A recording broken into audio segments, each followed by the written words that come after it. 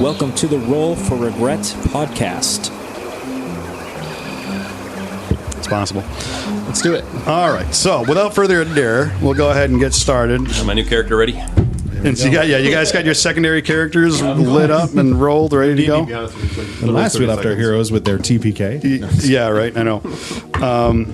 Go ahead and this is a plug for D&D Beyond, where you can write your character at level 12 in a matter of minutes. And whatever. Okay. Not a sponsor. And Not a sponsor at all. Not at all. Just condoning good Roll for duels. Regret. It just reminds me of the scene from Serenity. Do you really think any of us are going to survive this? Well, I might. Yeah, you might.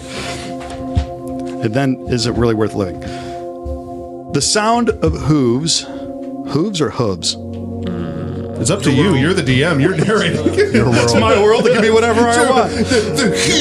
By the way, in this version of Faerun, they say Parmesan as Parmesan. So just so we're on the same Detroit is page. Detroit. I'm out. I'm literally Leaving. Great start. Kills himself. train. Can you deal with that? Are those signals And it's aluminium and okay. So aluminium. I'll fight for that.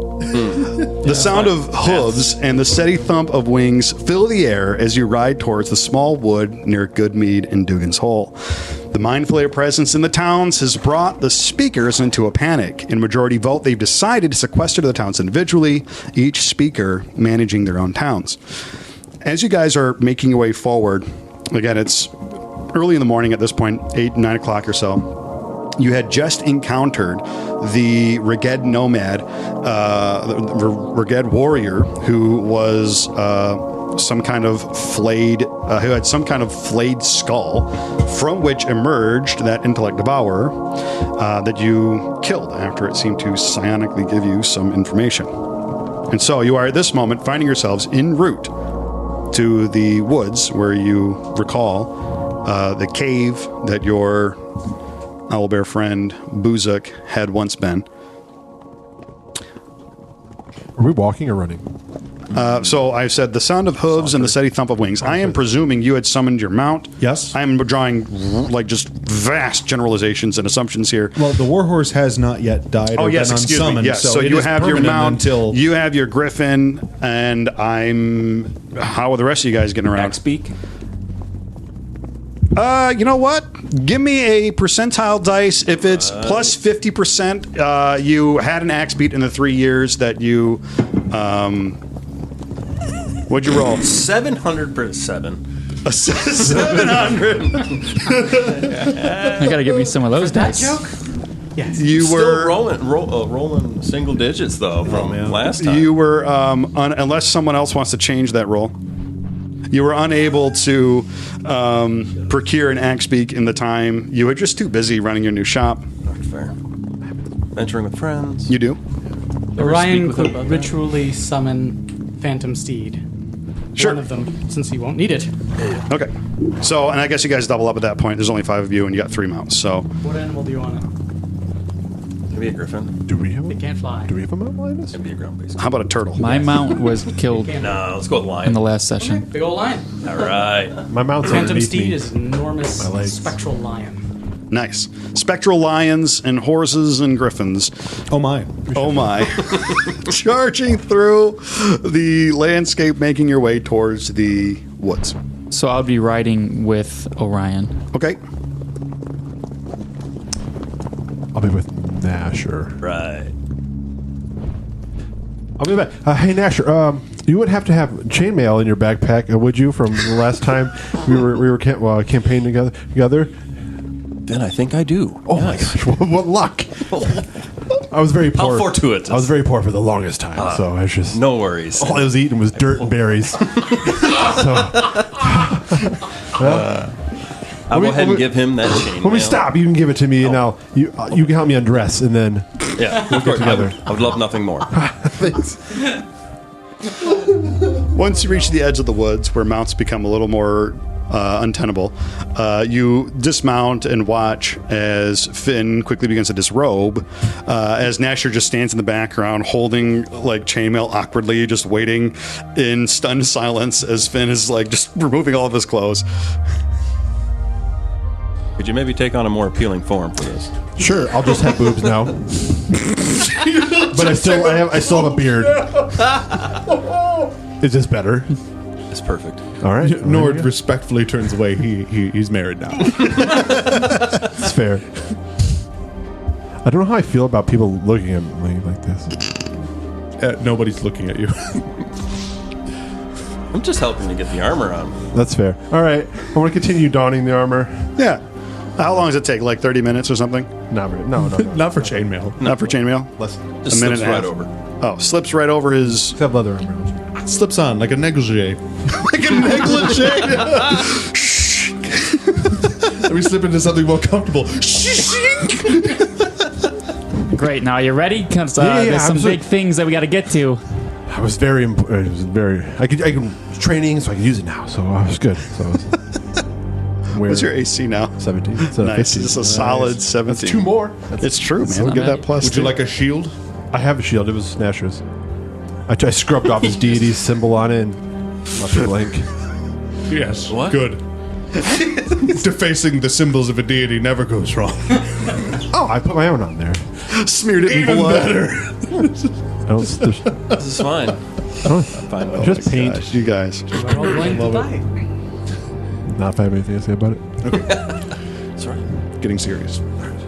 Okay. There's danger afoot. There's danger at the foot. And so you guys make your way into the woods. It's eerily quiet as you... it's eerily quiet as you make your way into the woods. The only sound being, I'm going to really test our sound guy today. The only sound being your footfall on the frosted grass. Do you actually have that? He's just in the back, like chucking snow on the ground, like walking on it. Like, I'll have this for next time. He does. He has. me Dude, sleeping. you thought of everything, man. Give this guy a medal. He's already got one. There we go. He's even had again. I can't. There's nothing more I can do for him.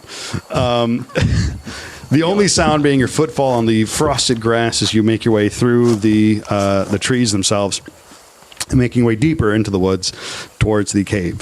As you come to the entrance of the cave, you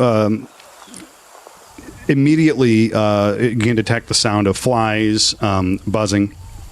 And making your way a little bit further in, half hanging through the illusory wall, you can see an owlbear foot, paw hanging through the back, kind of through the illusionary wall.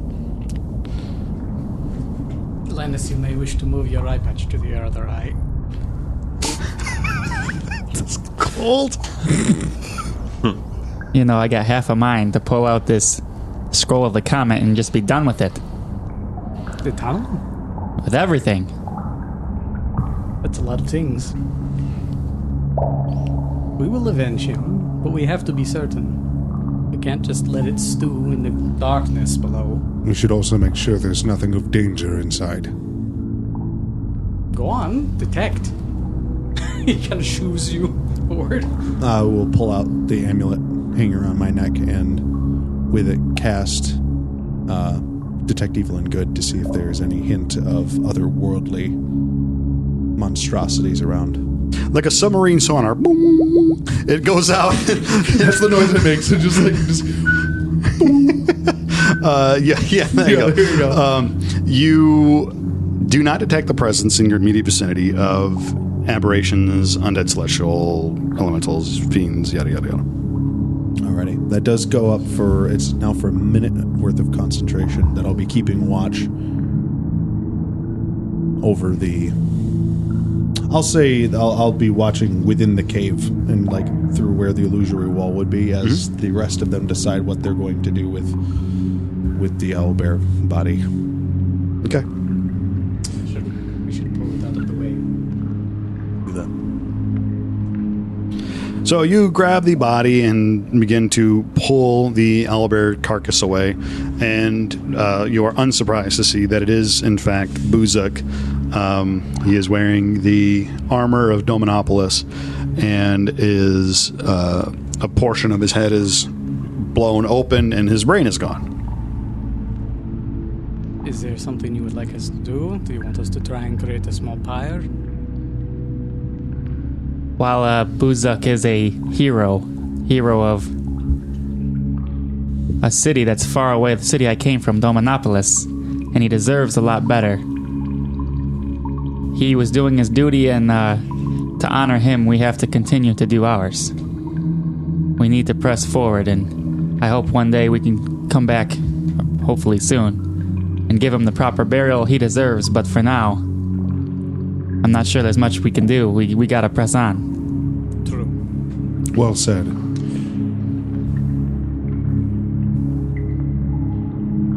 Yes, Finn? Could I take a roll to see if I can see how long Buzug's been dead? Give me a medicine check. 20. He's been dead for something like 10 hours at this point. 10. Wait, does that mean he's been dead or the brain has been detached? Like, Well, the body has been dead for like the past 10 hours or so. okay, but it wasn't his brain for a while, if I'm understanding how that works. Yeah, so at His some brain has point, been- his brain has been gone. So Buzug himself has been dead for a long time. Okay. Theoretically, who knows? He's been dead. Yeah. Maybe yesterday. Who knows? He's been dead for some time, it seems. And his brain had been replaced by an intellect devourer who was using his body as a host and feeding with it and keeping it alive. So The only reason I ask is because Ray's dead is dead no longer than 10 days. you can certainly try. Doesn't have a brain. I also need 500 gold diamonds worth of... A diamond worth 500 gold. I don't have that. Yeah. Does anyone have it? Strong. I'll pay you back. I'll find a way. Well, he would just be a corpse that would be fighting for us. He would. What about Valen? She can do the thing she does. Would you really with- want Buzug acting same. like how her dogs would? It'd be the Also- same thing. Yeah. Valin is nowhere to be seen at this moment. Yeah, I'm starting to get quite worried about her. He's a wizard. And then Orion will kind of step forward and begin to check out the illusion, step through the illusion again, because he's got dark vision. Yeah. Unlike everyone else. Well, so it's a tunnel that goes it goes forward about 30 feet or so and then kind of makes a curve and begins a descent of some kind. A descent of some kind? There's only one kind of descent, I guess. It turns, it goes forward about 30 feet and then descends in a curve. In the way that descending does. In a way that curves and descending works. It would just be another fighting force. But it'd be very weird to have his brain blown out and being next to us. See, I think a bit disrespectful to the legacy of Buzug and the aid he has given us to treat his body with such callousness. I was just trying to give him one last great fight. Or one last adventure with us. But I think it should be up to Linus then. you need a diamond worth 500 gold pieces. So if you don't have that, then we can't do it. And we would probably need to save it for should one of us perish. No, Yeah, Ray's dead. are you Ray's bringing dead. your horse? No. It will stay outside. That is reasonable. One moment then. Orion will step away from the group up to Windchaser. I need you to protect Lonelywood. Very old friend, and you'll reach up and just kind of like stroke the feathers along. It's just underneath his beak and along his neck. Now go. I will call, and I hold up the horn if I need you. And it flies away. it nods in agreement and kind of nuzzles you for a moment, then takes to the trees, dodging branches as it disappears through the canopy above. Does your bird always squawk like that? He had something in his throat. Okay. Perhaps they ate a parrot. That would be unfortunate. And what would the parrot be doing this far north? In Anywho, his throat. I'm not from here. I don't know. so Orion will snap his fingers and an owl will appear on his shoulder. I don't know what... I haven't fed them anything like I that. haven't fed them. They're all hungry, that's why. Anyway. Right. Who wishes to take the lead?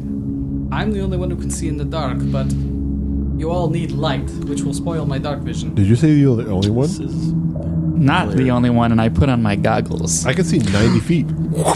You snap on your goggles of dark vision, and through the one eye, you can see You're not in the dark. plane. Do you all remember when Orion would lead us through the snow, Yes. carving the path? pounding down the snow, making a canyon. Right.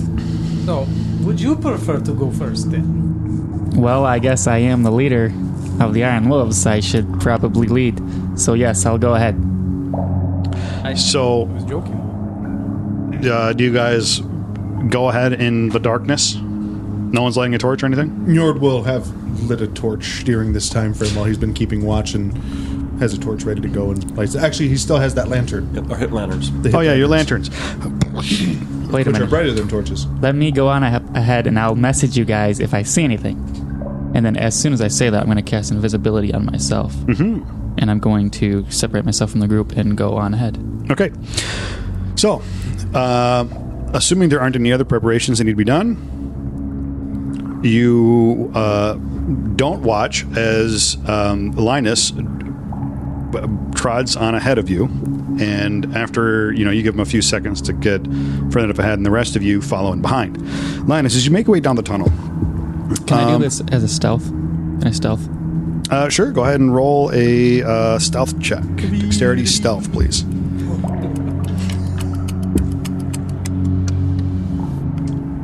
You got something you want to do? I mean, we could just do like the guidance thing, but it's fine. That's a Give some guidance on it. 16. I know. I was just like, 16. Okay, so as quietly as you can, you make your way through the rock-strewn tunnel. All the while you are making your way along, the smell of... there's a very pungent sort of smell of decay that is kind of filling your nose as you make your way further down the tunnel. You go for about 5 minutes or so, making your way into the depths, when you come across a frankly bizarre scene. The tunnel opens up into a rather large cavern. Now, you're not very deep underground. You're, in your estimation, something like 100 feet or so of just steady decline as you've been kind of making your way through the tunnel itself. So you're nowhere near where like the Underdark would be, which is like miles beneath the surface.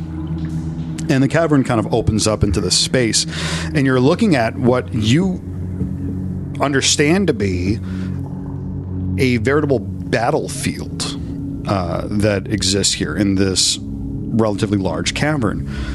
Mind Flayer bodies are strewn about, and there are along sort of the walls of the cavern, stretching into the tunnel just slightly, is this bizarre kind of otherworldly growth that's kind of existing. It's this almost like tendril-like, almost muscles in a way. Just starting at the edge of the cavern and then coming out into the rest of this place, kind of lining the walls. And then it's just Mind Flayer bodies strewn about. They have, over here is half a body. Over here seems to be a full body that's relatively intact. Part of its mind has been, or part of its head has been sort of collapsed. And there's a hole. Over here, another one is actually stuck up into some kind of,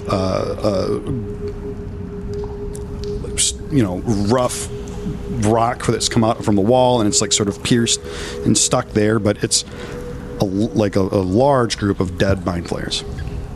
I'm going to scan the battlefield for movement. Give me a perception check. Njord will also help him out. Sure, get with advantage.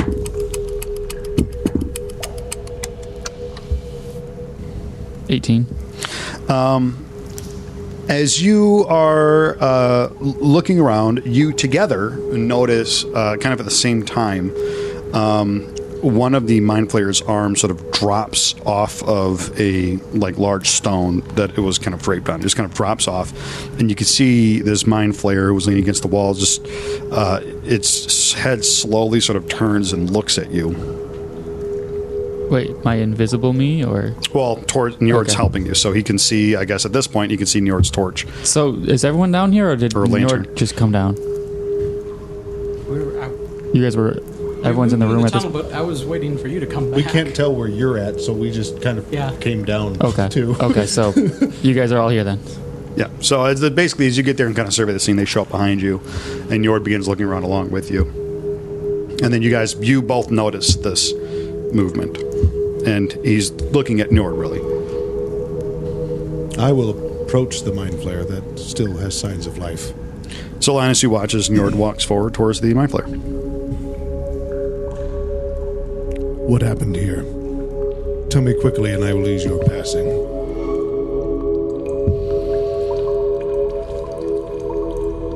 The mind flayer's eyes, which are almost fish-like in a way. They have kind of this weird film over them, and it's hard to exactly tell where like a pupil would be within the thing itself. You really tell where a mind flayer is looking by where its head is pointing. And to your amazement, it's... Well, not really to your amazement, but as you sort of approach it, you begin to wonder what kind of damage this thing has sustained. It's not actually even looking at you. Its head doesn't turn and track your movement at all, despite you carrying a lantern. But instead, looking out into open space somewhere near the entrance. Linus, you get the impeccable feeling that this thing knows where you are, and it seems to be looking at you, despite your invisibility. And you feel a voice... you hear a voice in your head.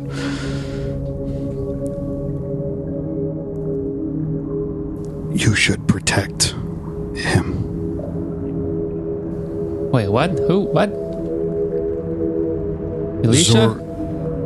Who said that? So cool. Oh, yeah, I forgot these damn mind flare jumping in my head like that. You know, that's... Protect who? Why should I listen to you? Wait, are you talking to me or are you talking to my passenger? You can feel a sort of writhing of recognition within your mind. Something in your head seems to be aware of this thing's command. I need you to make a wisdom saving throw. Oh boy. Do we hear him say? You can hear him talking, yeah. He's just saying out loud these apparently random things. We're all giving him the side eye. Get the inspiration. He's invisible. From...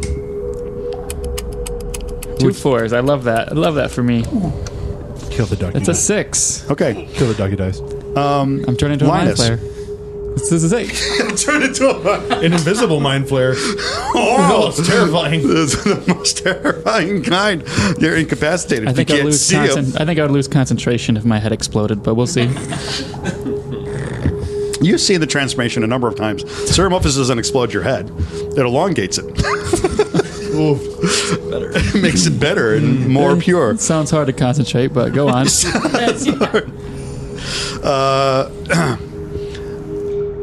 You are aware that there is a presence deeper within this series of tunnels that requires your protection. It is a being that is far beyond you as far as capabilities is concerned, as far as importance is concerned.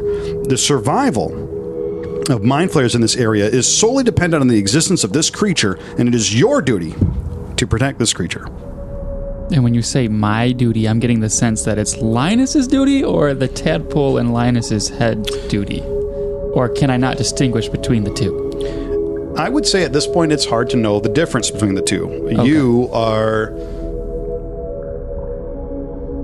You are convinced that you must protect this thing.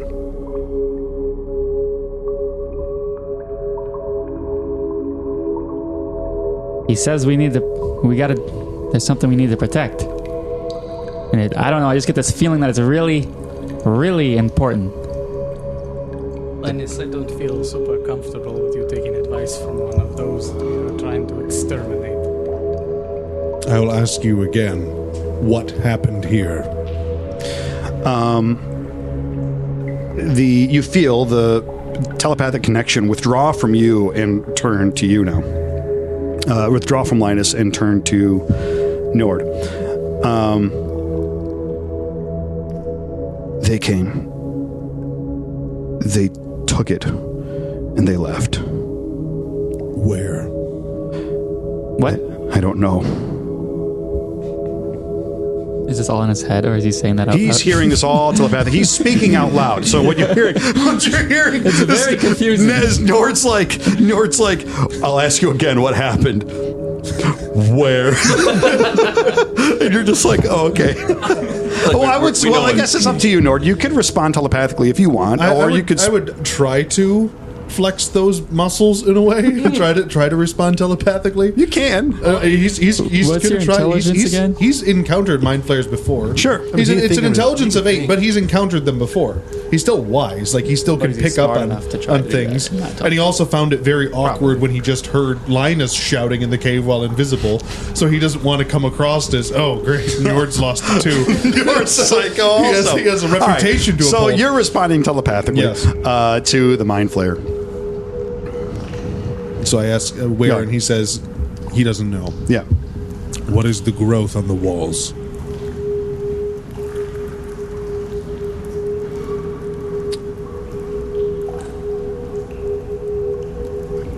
Home. Home. It's more comfortable for us. Can you help me up? No. What's he saying? And I'm Nord? going to smash in his skull. Whoa! Wait, what do you... Okay. You do. I mean, you don't even have to roll for it. You Orion just- will you- make sure he's out of the splash zone. Finally. The mind flare skull is obliterated. You feel the compulsion to protect something further within leave you. That was weird. What did it say to you? I could tell you're talking Linus, to you're it. still invisible. Where are you? Your voice is just echoing in the caverns. I'll quite just spooky. like touch him on the shoulder. Ah! Did I not just say it was spooky?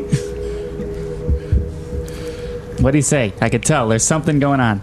I asked him what happened here. He said they came and they took it, or him. I love how vague and unspecific these guys always are. They're very unhelpful. You like I then Linus. asked him where they took this thing or person, and he said he didn't know. And then I asked him what the growth is on the walls, and he said home, that it makes it more comfortable for them. And then he asked, can you help me up? And I said no. And then I Yes, you. Yeah, we saw that part. gave him the swift saw death that that I part. promised him. And then you touched me. And then you asked You me. touched and then me. I said. And then you asked Yeah, me I'm- after I was scared. I believe we're all caught up. Thank you, Njord. Next time, maybe we have a discussion before we just smash the brains in of our only witness to this situation. Was there anything else he could have told us? Wait. Finn, do you have speak with Dad? This can't be the way we do things. I know we're a bit rusty, but come on, guys. We're better than this. He smashed its head. Oh. It still has a mouth. Maybe. It doesn't look like it's. Well, I mean, it doesn't have to be this one. I mean, there's...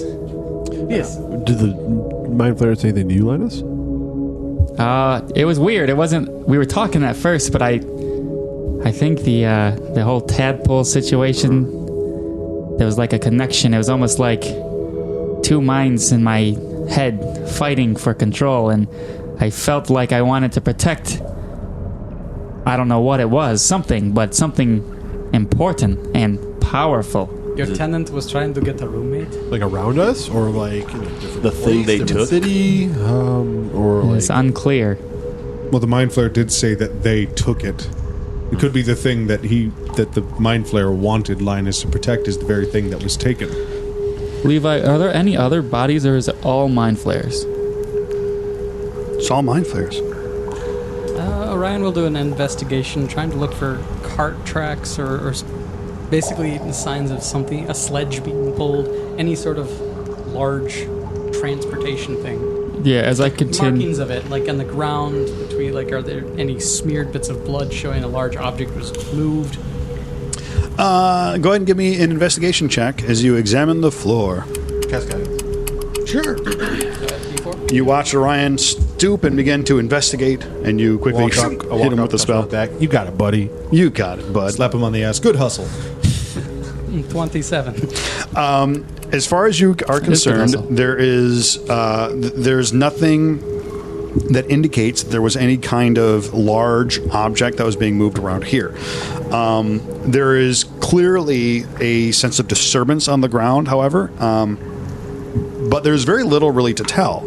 And you recognize right away because mind flayers are like they float more often than not. And so there's not a lot of tracks. Any of the tracks you see are where a mind flayer may have like been tossed and kind of skidded along the ground, and then those are usually accompanied with some kind of carcass. What about the injuries on the mind flayers? Are they blades? Oh, claws, sure. teeth? Some of the mind flayers do have a portion of their head smashed in as though perhaps eaten.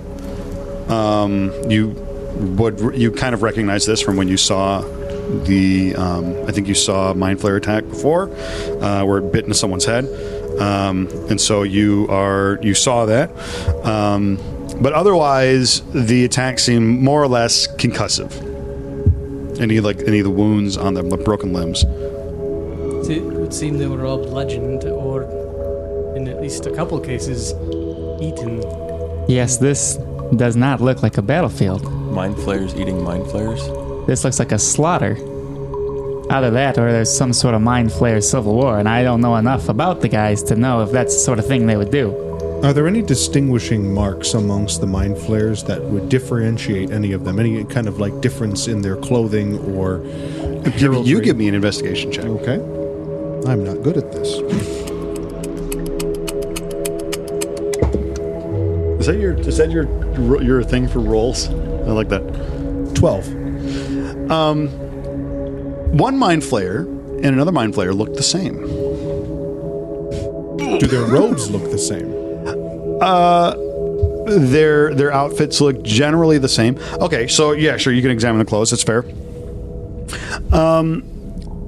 So a lot of the mind flayers you're looking at here, a lot of them are wearing what seem to be rags of a commoner's clothes, rags of perhaps even the people of 10 towns, shredded and ill-fitting, but covering their body in some fashion. Most of it is thick outfits like thicker coats and shirts and things like that to keep them protected from the elements.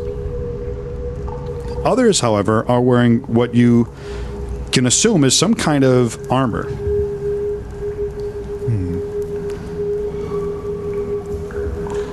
It could be that there was 2 camps of mind flayers. And they came here to fight each other? I don't know. Doesn't make sense to me. They are very cunning, but also, as you can tell, quite evil. And they are not above betraying and trying to rise up their own ranks. Well, Buzug had that brain thing in his head. He was really friendly to us when we showed up. Typically, their experience with mind flayers is they're not friendly at all. So, I believe there is 2 factions here. It's hostile than the other. Yes, but which one? Assuming the ones that were wearing rags. Didn't you say, what did you see from the intellect devourer? What did I see where? Wasn't there, when he ran from the cave, what did he see? Did he see the enemy attacking? I don't remember what I saw. So, to sort of recap, what you saw from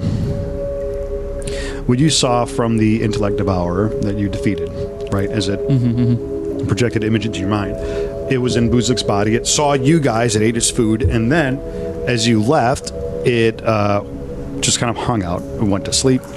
You would presume, and it woke up. There was flashing red lights, or these pulsing red lights that almost seemed like they were alive, and then dropping in from the canopy above, from the trees, were mind flayers. And in your memory, you recognize some of the mind flayers are the dead bodies that you were seeing around here. They are wearing sort of black armor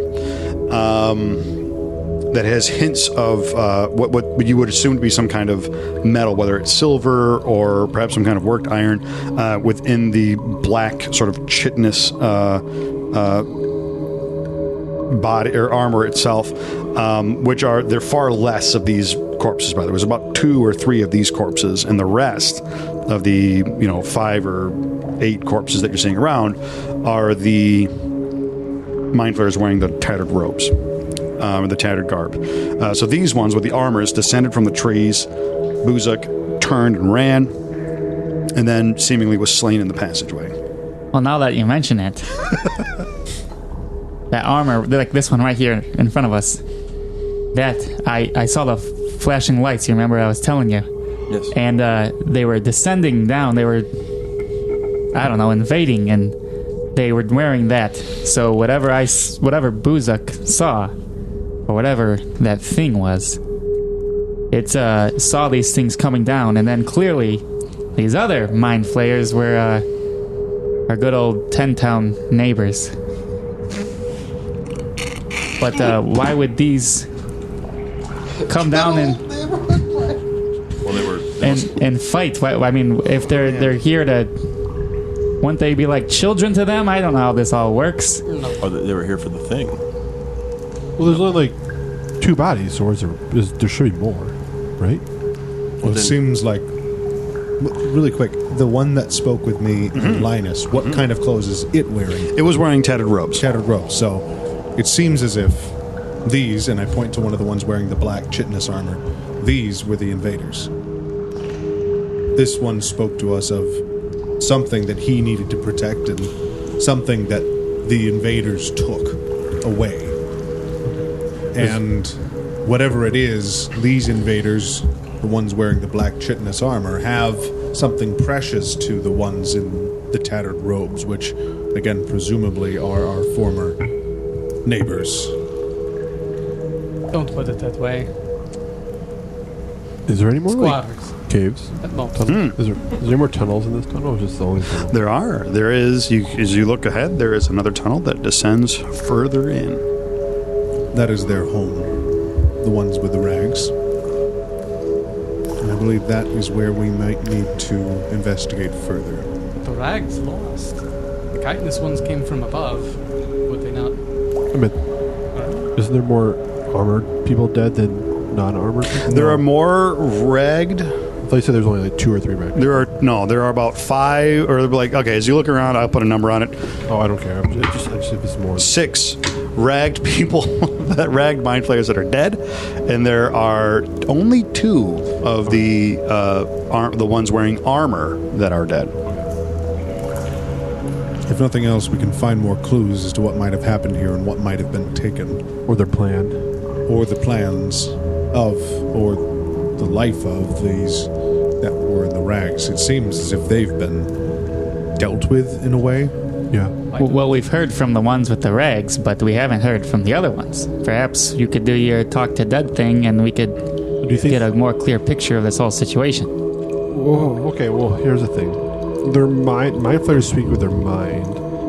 So if I speak with dead, can they still speak with their mind? They have mouths.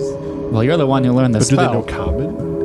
I have no idea. I can just talk to. I usually talk to people that speak common, not people who are. Well, usually, if I want to know if someone can talk to me, I start talking to them, and Also- either they will have a puzzled expression or they'll respond. This is also a 3rd level spell, which I have little. What does that mean? What does that mean? You have to pray extra hard. Yeah. Well, I guess he would say in this realm, he might say it's like a 3rd rank spell, which might mean something to you as far as that goes. Like it's a spell that is not just a normal 1st rank spell or 3 some. times the effort. Yeah, you could think of it that way. Spell levels kind of exist. So be it. I can if you want. It would be interesting to know if there's something to be gleaned from the invaders. Are we overly concerned with what the invaders' intentions are? Yes, because it could involve us. Well, it matters whether they went deeper or if they left. And if they're after us, or if they're just out to get these other mind flayers. I'm already rummaging through my bag looking for my incense. Like, there's a portion of me that's going, wait a minute. I think it's most likely we just go down the tunnel and find the thing. But if this force captured something, would you take some sort of treasured item that you took in great battle? You're just going to carry it deeper into the enemy fortress? Don't mind flayers live in the Underdark? Sounds like Not flying through the place between worlds. There could be notes of the thing that they took, or like with the thing that they wanted. Or at least a clue to what it might be. it seems like mind flayers that are here now in the rags start a new life after their ship crashed. These other ones invaded, so For all we know, maybe it's important to mind flayers in general, whatever they've taken. yes. What if the ones that crash landed here, after kidnapping Linus? What if they're convicts? They stole something precious. Swell people. These are the cops who were showing up to Go to church on Sunday. I think we still have to kill them. Mind flayer, like, bank job. Well, let me remind you, What the difference ones that does it are here are the ones that enslaved me and the hounds. Yes, all the more reason for us to let the chitinous ones tear them to sunder. So you're saying is these other mind flayers just happen to be here, and the other ones are here to arrest them, and we, as 10 townspeople, just got caught in the crossfire. I found my incense. It was at the bottom of my bag. I'm gonna start putting everything back inside my bag. And my bag's empty. That's what happened with the Githyanki. So are you going to cast your spell? Yeah, I'm gonna take my incense and anyone got a light? I reach out with my torch. I cast fireball. I'm just kidding. What we do? I didn't ask how big the incense was. I said I cast fireball. So which one are you casting it on? Which mind flayer? One of the mind flayers that has armor. Okay, great. I'll point this one and then point down the ground. All right, so you go ahead and cast your spell. Well, we'll take a scene out of Baldur's Gate. Arcane necromantic symbols appear in the air as he utters the necessary words and makes the various hand signals he needs to make in order for the body to come to life. You watch as the mind flayer's eyes open up and it sort of slowly sits forward.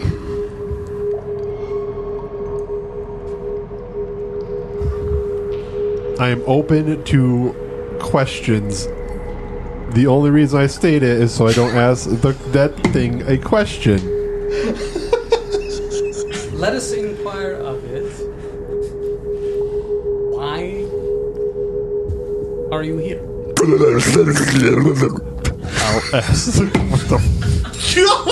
I think Levi just died. That's the response you get. Okay, for clarification, mind flayers, if they know common, can speak it without telepathy. He's dead. He doesn't know any better. He doesn't know. I have 4 more questions. Why did you attack this place? Wait a minute. I'm going to do this 3 more times. Would you relax? I cast Hold on, Finn. tongues, Oh, yeah. which is a 3rd level spell, so we're pretty deep into this at this point. To be fair, I was going to let Levi do that a bunch more times and just recast Speak with Dead because it would have been funny. That's so great. That's amazing. Oh my god, I love it. That's awesome. So good. Oh man, I'm sorry, you guys. I'm wasted on that. That was so good. Okay, so you cast tongues. They don't sound like You got 3. You got 3 questions. Yeah, so they don't sound like they're from another world. The question I just asked, is that with all of you? Oh, I attacked this place. Oh my gosh. You got it right? Why did you attack this place? But what I have to is- ask. So go ahead. Imagine that's just actually what he's doing. You cast tongues on yourself or on the mind flare? On himself. I guess on myself, but that's what you guys hear It just turns into a as I'm gungan. speaking mind flare. Why couldn't you just put on the mind flare so all of us could understand? Because I didn't think of that. Well, it's I do that? Is that to be what- fair, it's a dead body. I don't know if you can. That makes sense. I agree with you, Linus. That makes sense. No, I could have did it on You him. grant a creature within. I don't know if you can grant a dead body. I think a corpse. I think is different than a creature. It is not treated the same way. I think I would rule that you couldn't give him. Okay, so that's fair. So Linus is you- going to be interpreter. You listen to him just like garble incessantly, and then you hear responses. The thing responds again. What line is what you hear? What you hear? I'm sorry. What was your question again? Why are you Why here? did you attack this place? Why did you Why did attack you this place? You have like 3 questions left, I think, because you burned 2 of them. Okay. Why did you attack this place?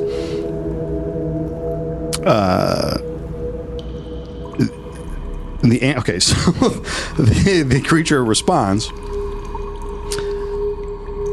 We were instructed to do so. What do you say? What are you looking for? Orion will walk over and whisper. What were you trying to capture? I'm pretty sure I have to ask these questions, don't I? Since I cast a spell. That's gonna be a problem then. You can ask. I guess you would ask it the questions. Yeah, I would ask the questions and you would answer them.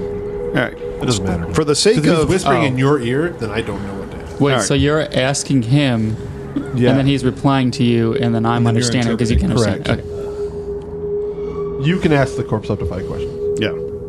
So you have to. So I guess Finn, you have to be the one to ask the question. Whisper in his ear. He will. Orion whisper in his ear. Hot breath. What were they trying to capture? Oh, yeah. So what were you trying to capture? By golly, if they say a thing, I'm going to lose my mind. Well, okay. The thing. It. Reasonably, it should be able to tell us what it's been instructed as a very intelligent creature it's supposed to capture.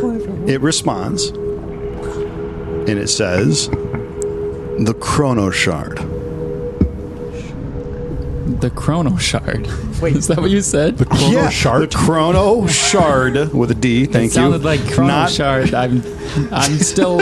I'm not super Yes, fluent as a in clock translator. shit is what it is. As a time shit. I feel H.P. like Lovecraft's The Color Out of Space. It's Listen, the part these out creatures, of time. they fart out of time. These it a creatures name? can't If it's a shit, name- and they really want to. names don't translate though, so They more or less do. But when Okay. you basically, it tells him in whatever language. I mean, it translates to, the Chrono Shard. whatever that means. Another good question would be, where would they take it? Where would you take the Chrono Shard? Back to the ship. And then it They falls said to the ground. back to the ship. So apparently think we there's a have ship nearby, but I guess we probably already assumed that. Well, you mentioned they came from above in the vision from the Buzug the Owlbear. So great. Well, now we know there's for sure a ship. Great. Was it worth it? But is it still here? That's the real question. Well, it's The too only late. ship we've seen blew up years ago. So this is a new ship. Yes. And these are new mind flayers. Not the ones that captured you. But the ones that captured you had something called a Chrono Shard. Has anyone heard of anything like this before? Okay. I know with my 8 intelligence, wouldn't have heard of it. Sounds Okay, you like could Fred have, though. Knowledge. You can roll on it. Can- Okay, can- so give me an intelligence check to see knowledge. Yeah, intelligence history. I'm tired of sharks. Intelligence history. Can I aid him on that? Yeah, sure. Roll advantage. Everybody. And add guidance. Why not? Roll advantage at a D4. All the modifiers you can think of. That's a. Somehow managed So- to wedge the D4. It was upside down. The point was down. Nice. Yeah, that was well, let's see. It's clever. It's not 20. No, Math. 20, 39? Sorry, What? 31. There's no way you rolled a 31. Okay, I A rolled 20. 19. a 19. I have a +8. You have a +8? I have a +8. What's your intelligence score? 19. I'm a +9 in wisdom. 19 is +4, And so the that makes it. proficiency is 4, so that's a +8. Oh, yeah, I guess you're right. Oh, you guys are level 12. Yeah, dude. Shoot, dude, I forgot about that. And then I rolled We've been through it. I was over here like, how'd you roll a. You know what it is, dude? I run so many games. I'm running these games over here. These characters are like level 4 and 5 and stuff. But they're all like, 29. for them to roll like 25 is a big deal. And you guys over here like 30s. Okay, fine. It's 29, correct. 29. Yeah, oh, okay. Like that's going to make a difference. You needed a 30 to figure out doesn't. what the time You is. needed a 30. No idea. You've heard about this thing. The Chrono Shard, as you're aware, is a Netherese artifact that was created a long, long time ago. And it was used by the Netherese to, as theory goes, it could be used to adjust time to help the building of things. Specifically was how the Netherese use it, according to legend. But it has been lost to Who knows where and when, but it's gone now. Every book out there in existence seems to indicate that the thing is missing, and no one knows where exactly it is. But it was used by the Netherese to aid in the construction of cities, like the many flying cities they had. It's an object of no importance. So you've heard of it. Okay, I'll take a note of that. I'm kidding. The Netherese used to use it basically to aid in construction. Speed up the construction of cities and ships and that kind of thing. When you didn't have months to wait, you could build a city in weeks. It's true. Yes, it's a powerful artifact. Lost to time, like every other Netherese piece of crap. Another shard in the hands of dangerous enemies.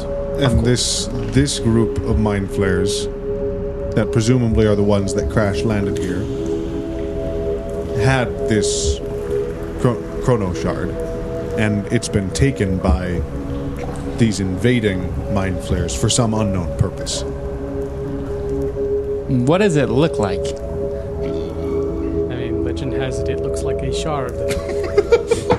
Great. Like you're so Kunshinabon? helpful. He's What totally color right. is it? Do you know, like, what is it, like shiny? Is it give off a light? Like, I saw that light. Does it have anything to do with You that? remember what everything in the Netherese city we invaded did? Yeah, Yes. sure. I don't Nothing like remember. Great. You're so helpful. Okay. As legend has it, it is a multifaceted crystal about approximately the size of a fist. 20-sided. Sure. And it seems to have, it does seem to pulsate with light, although the light does shift through the color spectrum itself. And it was mounted on a pedestal made of a unique alloy which combines silver, gold, and mithril.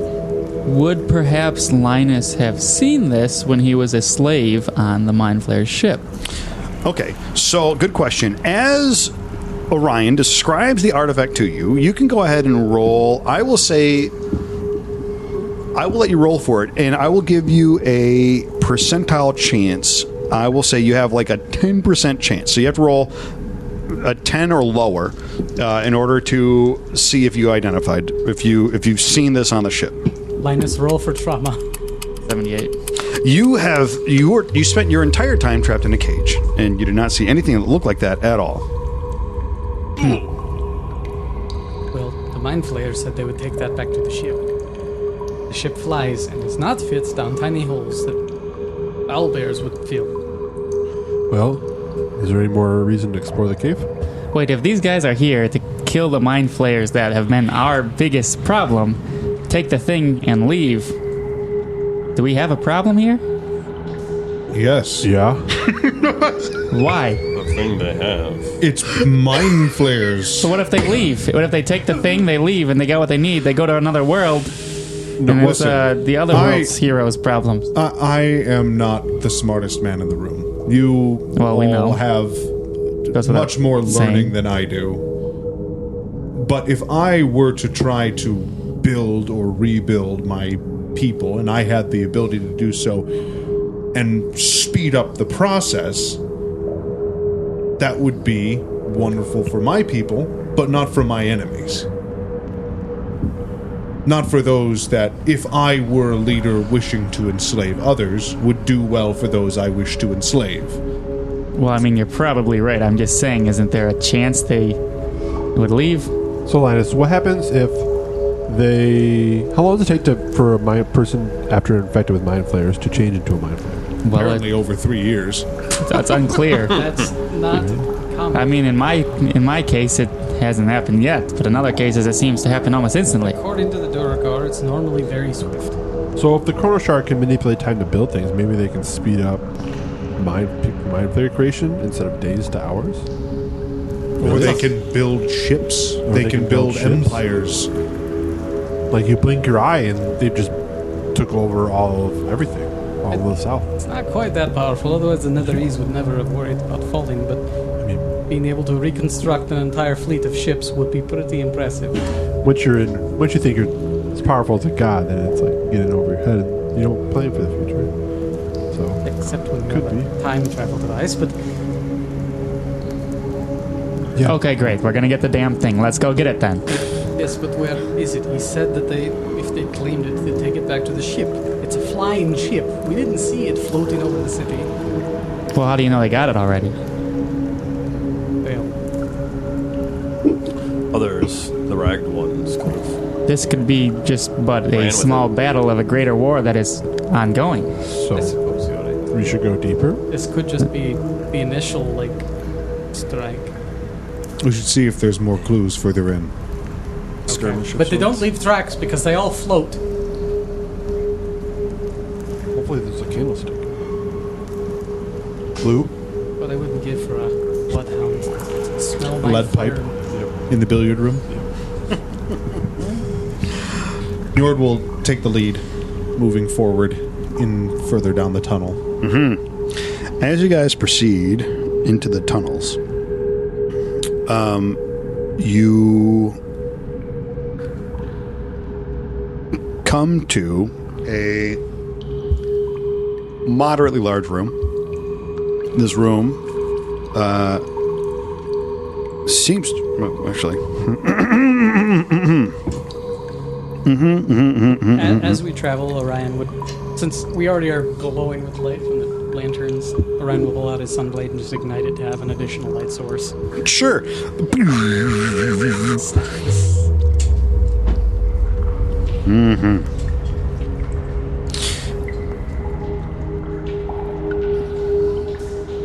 Yes, indeedy.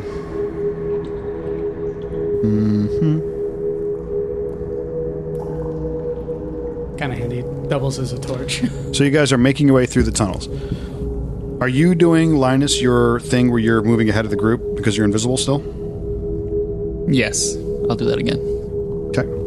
Wait, I'm still invisible, right? Yeah. An hour. Unless for an hour. Can we talk about that first? Or no? You can talk about whatever you want. Talk about what? Are you sure it's alright to go ahead, Linus, when that other mind flayer's seen you when you're invisible? That's a good point. Perhaps this invisibility is useless. Orion will be looking between Asher and Dort because he is. I just don't want you to die. So I appreciate that, buddy. Yeah, I'm gonna just go ahead and not be invisible, considering that Linus, we're always behind me. Linus, I didn't know you had to take off all your clothes to be invisible. This was just a choice. It's hot. It was a choice. It was a good choice. All right, so Linus recorporates himself, becomes visible, uninvisibles himself, reapparates, unvisibles. I'm just gonna let you go. He revisibles. Linus becomes visible. He becomes becomes visible. It's revisible. Becomes visible is probably exactly. He is allowing himself to be re-seen by the group, and puts on his clothes again, and then he makes his way with the rest of the group further into the tunnels themselves. Now, Believe it or not, crowd, we didn't actually drink that much. well, I mean, you didn't. So making your way further within the tunnels, you find several offshoots here and there. These offshoots seem to be more or less storage places to what you would presume to be where horrific activities take place. There are what resemble cages being built within these things, and they seem to come away from the wall using the same sort of tendril growth-like material that you saw in the larger chamber before. And they come right out of the walls, and they create these sort of cages that are large enough to fit a person, where they would basically just stand, and then these things would wrap around them and kind of keep them in place. However, all the ones that you can see as you're moving along are empty. Heading further down, you eventually come across a separate chamber that is set off to the side. And as you move into this chamber, you see all at once a lot of things. The first thing you notice is that along the walls are several shelves that seem to be filled with documentations of various different kinds. I say filled with, peppered with documentation. They're not like jam-packed. There's like books that are kind of stacked up on this shelf, and then this shelf has some scrolls that are kind of just jumbled up on the side or just kind of haphazardly tossed together. Over in the corner is a table that is filled with broken, what would seem to be broken alchemical materials, beakers and jars and other utensils that are kind of, some of them are intact, but others are broken and just sort of scattered amongst the table itself. But what you do notice of the things that you can see, one of the things you can see that catches your attention really most immediately is something that is quite odd to behold. It is probably best described as a mass that seems to be floating in the center of the room. It has an eye in the very center of it, and extending from this mass are several stalks, each which have their own eye. And as you walk into the entrance of this chamber, you can see all of these eyes turn and look at you. What's even more is behind this creature are several mind flayers. Roll for initiative. To just go south to Neverwinter. Place this in a place. Behold! A beholder. This is sweet. That is actually really cool. Put this in another place. There will be Thanks, I hate it. there will be pictures on the Check that out, folks. Discord, Instagram, On the someplace. Check out your on own the work. Whoever on the wants to post social them. medias, which will be linked in the description. These are also. Have I If seen they this? Have I exist at seen this one point in before? time. I think we've Have I seen seen those this one ones, before? yeah. Yeah. Here, we're going to do one of these guys as well. Sweet. I see. You struggle a little bit with that the one's small not- eyeball stocks. What's going on here? What's going on here? I've done the same thing many times. Subpar. Meanwhile, my own I have one The mini. eyeballs It's with not the, painted. with the pupils in the iris, like the red iris with the white around it. Oh, did it? Okay. Yeah. I always do my beholders with the actual plastic. What gives? Like with PLA or something. I don't use Immersion ruined. because it usually It's the ghost, because the I was tugging just saying, right, meanwhile, rips the stalks the off. artist formerly known as Mind Flare. It's not. No, it's fantastic. I love it. How many mind flayers? Was it 3?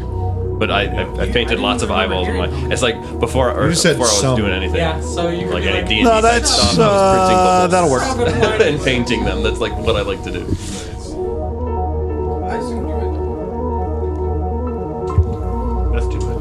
So the beholder, It's a lot just as a further description, this is a different kind of beholder. Rather than having the 10 normal stalks, it has only 6 of them. And while your characters have never seen a normal beholder, the beholder looks a little more ooey gooey than a normal beholder would look. For those of you who are aware of beholders, it is in fact what is called a mind witness, which if you care, you can go ahead and do some AI generated art of what that looks like and enjoy the monstrosities that appear from that. Okay, that being said, we're going to go ahead and roll for initiative. Linus Oh, yeah, I already rolled that. That is a 14. already rolled it indeed. Nesher, 22. I don't believe you. Njord, I watched 15. alrighty. Orion, 3. I believe that. Finn, He 17. always leans toward bad. yeah, if you tell me you roll a bad roll, I believe it. If you tell me to roll a good roll, I generally don't.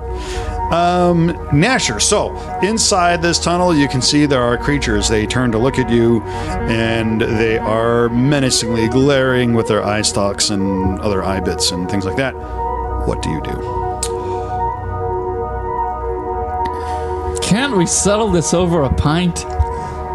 That's the I wish second Shrek Njord reference ate of my this last campaign. pint, or drank my last I'll pint. get to 3 by next week. He gets the. I will rage. Angry. That is a good thing to Nasher do. is filled with a white, glowing aura of Tyr, and he summons forth the fury of Tyr's wrath, entering rage. Rage it is. Okay, and then is a tunnel here. Yeah. Run past him.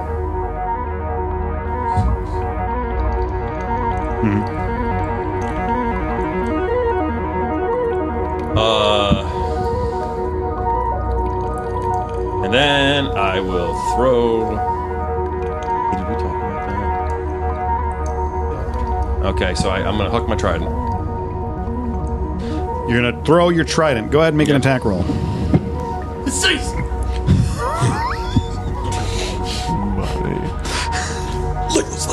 Legolas.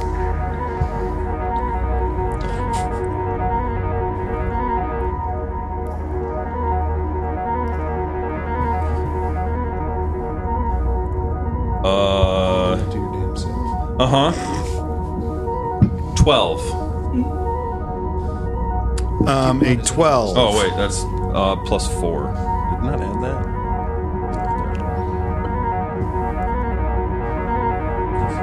So that's going to be 16. That will hit. Okay. You're throwing it at what? What'd you call it now? Mind witness? Mind witness. Okay.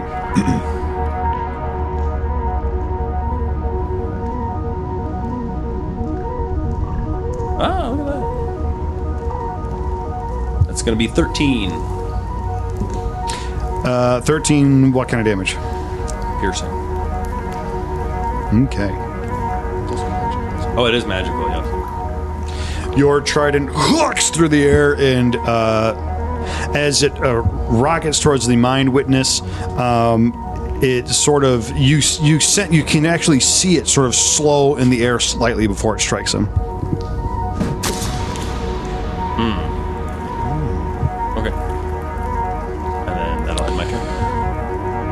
Finn. I'm going to walk up 30 feet into the cave.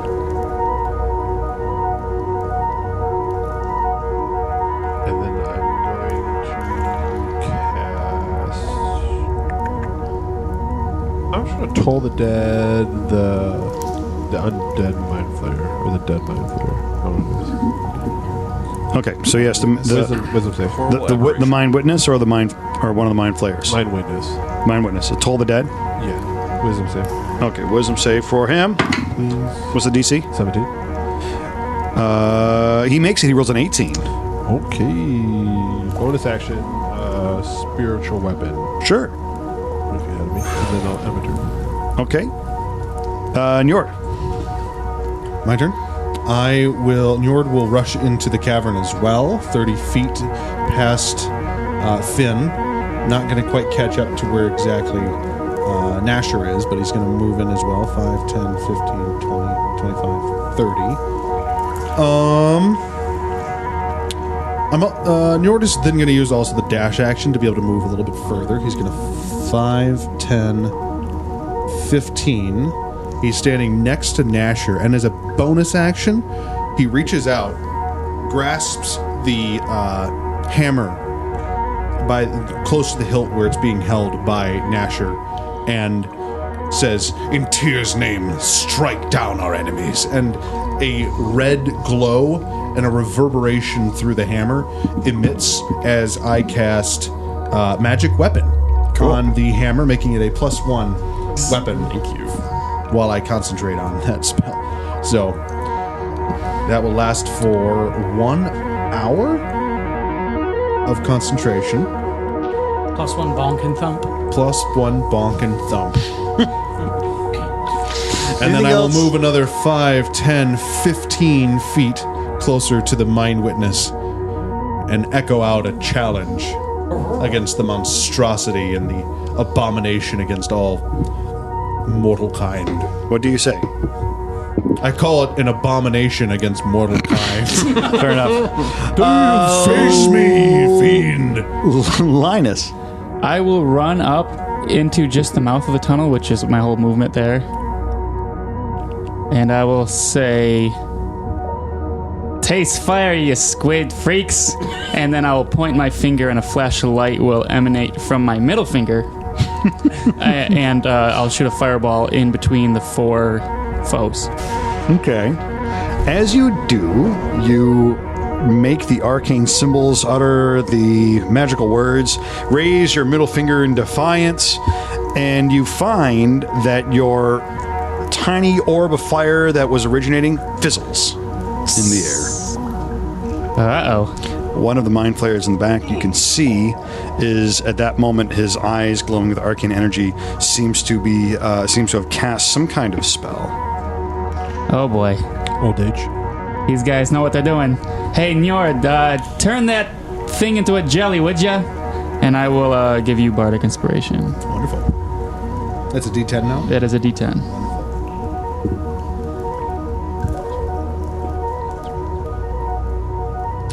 Now, that'll work. One of the mind flayers that is there, the one who had cast the spell originally to stop your fireball, he is going to, this is the one that is floating, he is going to float to the side a bit. Actually, no, he's going to stay within group. He's going to move back and further away, so he's going to move 15 feet to my left. Yep. And he is going to...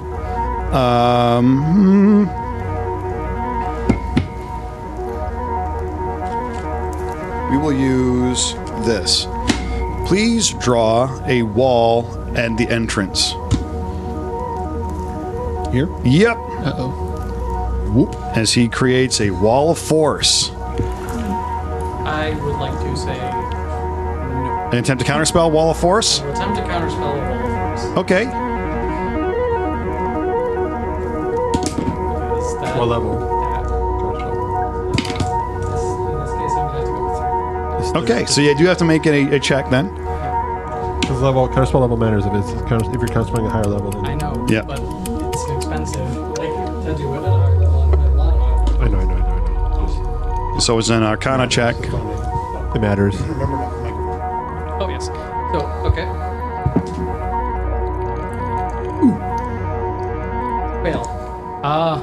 That's a 24. Oh, sorry, a 14. A 14. The DC was 15. And so as you create your Should've gave you see him. inspiration. Oh! We get an actually roll. Go ahead and roll that for that counterspell. Okay, go ahead and roll that with the advantage. So go ahead and try one more. Re-roll that. Actually from the sound crew. Don't you fuck this up. Yeah, much better. I rolled a natural 15. Okay, And a +8. that will work. The as the mind flayer begins to create a magical force, you can see the wall beginning to emanate. You recognize the spell immediately, and you know what this is, and so you respond with a very quick counter spell, stopping the spell in its tracks. Praise the sound team. Praise the sound team! New deity. The new deity of the game. Yeah, secondary character is now a cleric of the sound team. The sound team. That's pretty great. 3 bards. He will, at that point, I don't think he has any bonus actions. He's going to end his turn. Disappointed in the sound team for that. The mind flayer breaks the fourth wall. Damn you! Yes! Come on, man. Dice gods! We're trying our best here. Okay, now, the mind witness is going to go ahead and make some rolls. How many eye rays does it get? Oh, some. A plethora, even? All right, it gets 3 of them. Oh boy. And it gets to roll a D6. Oh, So here's the first ray. down so far. I should try to give you guys 1. At least you. Okay. He is going to target. So as Njord has run furthest ahead, the first ray targets Njord. I need to make a charisma saving throw. Oh, good.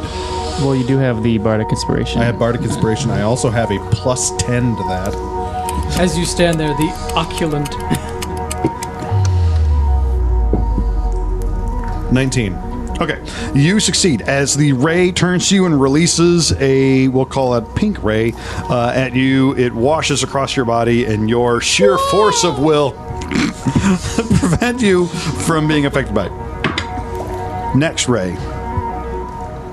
You get targeted again with the same ray. I need you to make a dexterity saving throw. Dexterity saving throw. Not as good. I am going to use my inspiration for this. The bardic inspiration. You can wait till after your roll, I think, to use that. Yeah, you can well, wait. then I will do that. Yeah. There's no beholders. There's a battlefield of raise.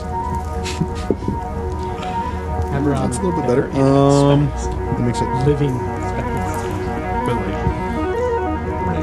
makes it a 14.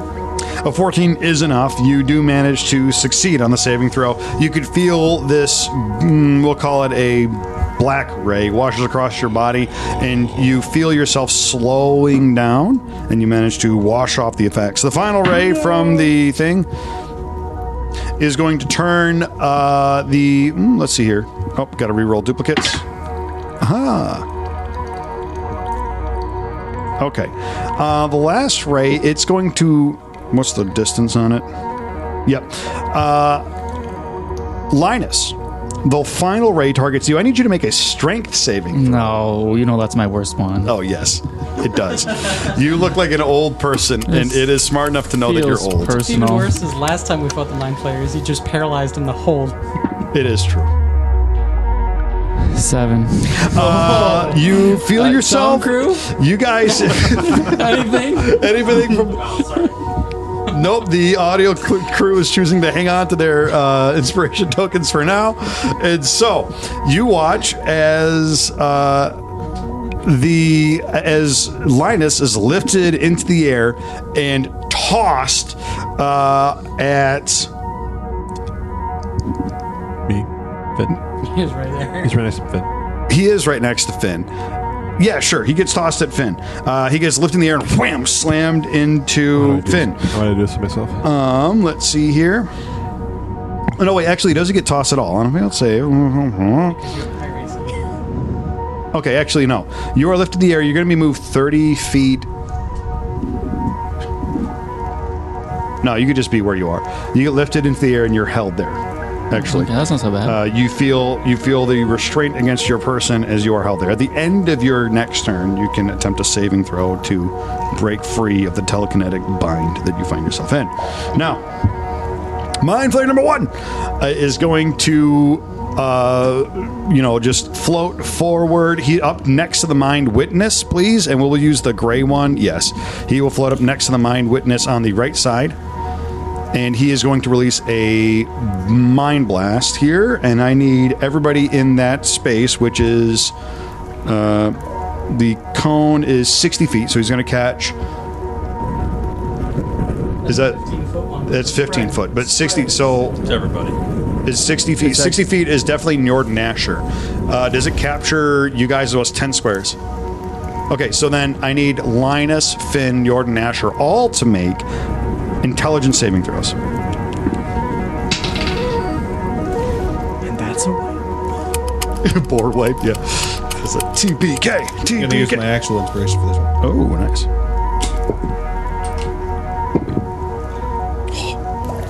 Okay, so Finn, what was your saving throw? 19. 19. 19 as well with a Linus, natural 20. I'm sorry. Oh, no, Njord I'm rolled a sorry, 19. no, because it would be a 23. Okay. 18.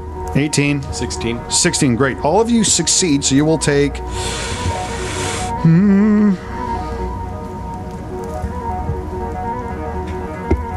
0 damage. As the Mind Flayer releases its blast, Mind Flayer number 2 will float forward next to Mind Flayer number 1 and release the same thing. They have one trick, which is stun everybody in the area. Please make more intelligence saving throws. I'm going to use man's. Oh, yeah. Well, use it.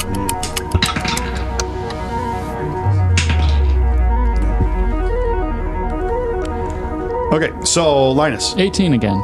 Great success. 10. 10. Fail from Njord. Fail from Nasher. 14 for Finn. Fail from Finn. Everybody there will take... I'm just going to roll this thing because I don't feel like rolling all the d8s. 15 points of psychic damage, except for Linus, who succeeded the saving throw, but you are restrained by the thingy.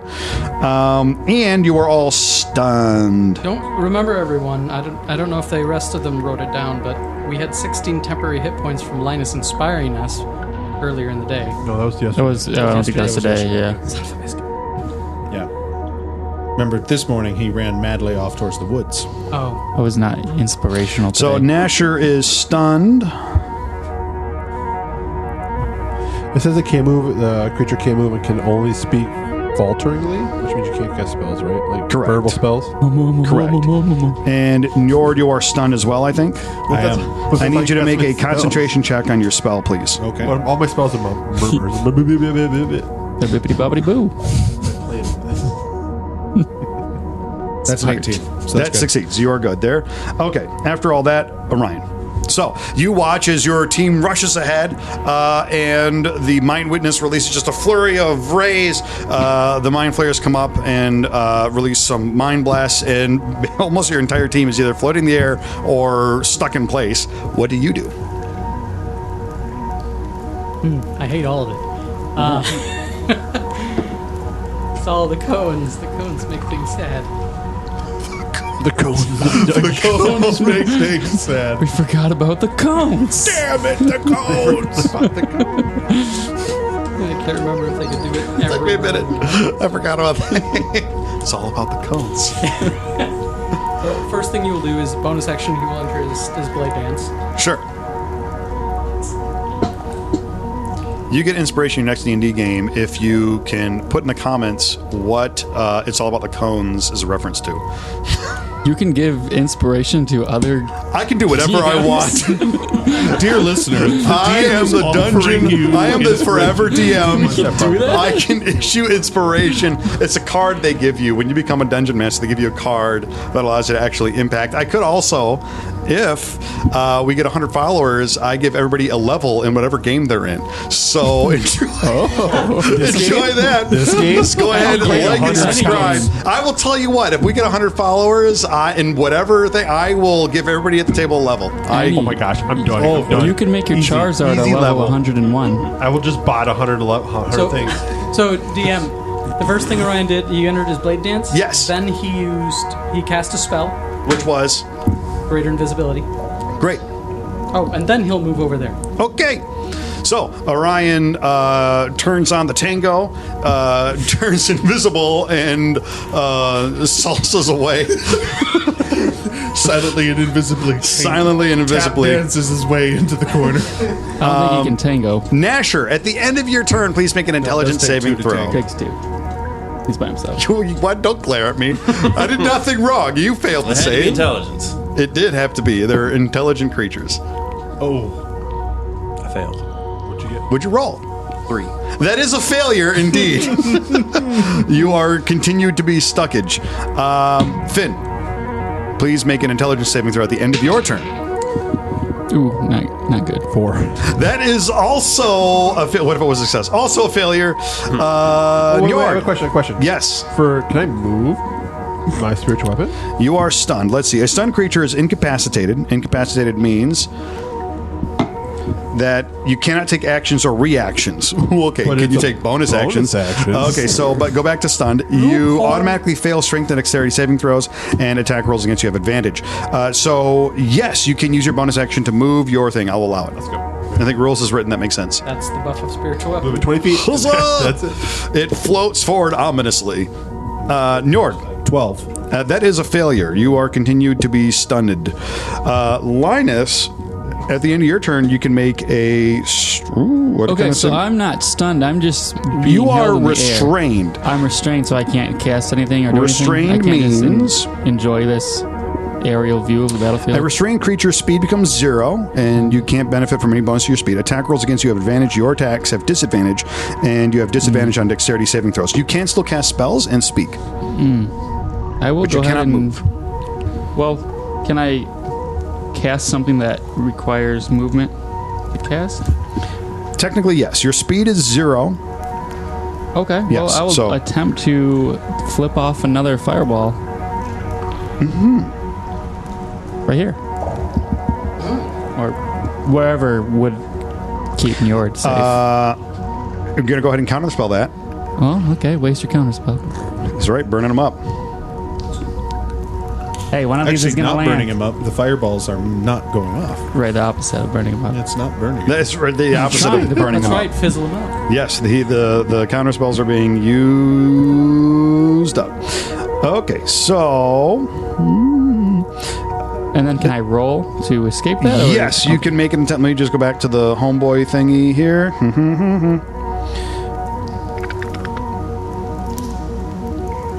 Oh, no, excuse me. On a failed save, you are restrained until the start of the Mind Witness's next turn, or until the Mind Witness is incapacitated. So, you are actually just stuck until it starts its turn.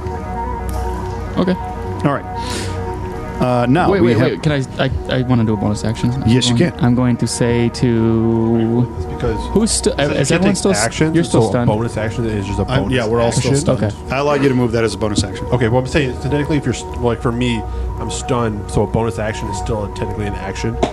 So I will retcon my movement because it's technically you can't take actions, and a bonus action is still an action.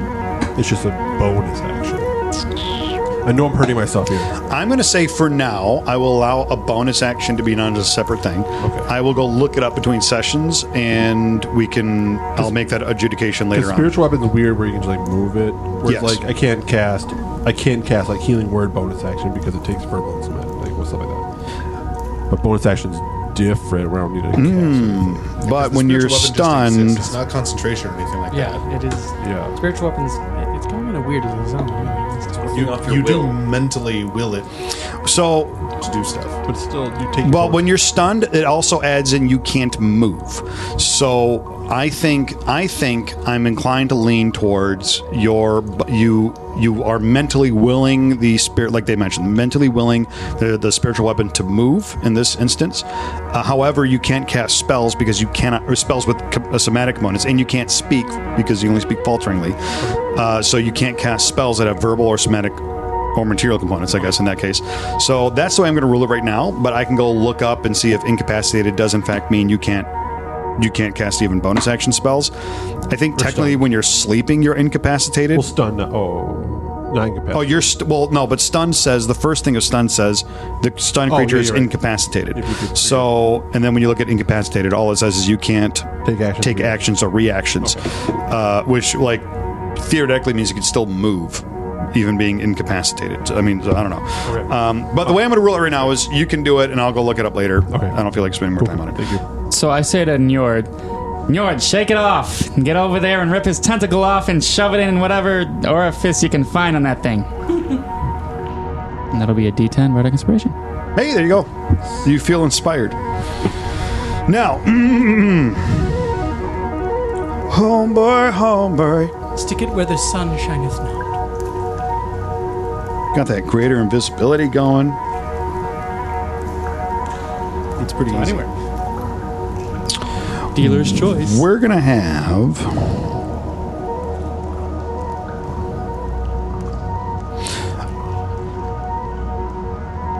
Okay, so the floating magey one is going to... You know what? He's hungry. He's going to float over towards... So the one who's floating there, the token who's floating, is going to float over towards Njord because he's closer. And... right up next to you, within 5 feet. Gosh, that's a lot of movement. Oh yeah, he can. It's not that far. It's That's like 50 feet. no, it's not. He wasn't that far away, was he? It's like 30 feet. 5, 10. 50, 25, 30, 35. Oh, that's No, he takes diagonals. okay, that's fine. All right, so he moves up, right? 5, 10, 15, 20, 25, I think. 25, 30, okay. Okay, so he moves up. He's going to do this, and he's going to move up next to you. And because you are stunned, attack rolls against you have advantage. So he's going to go ahead and attack you with a tentacle. Okay.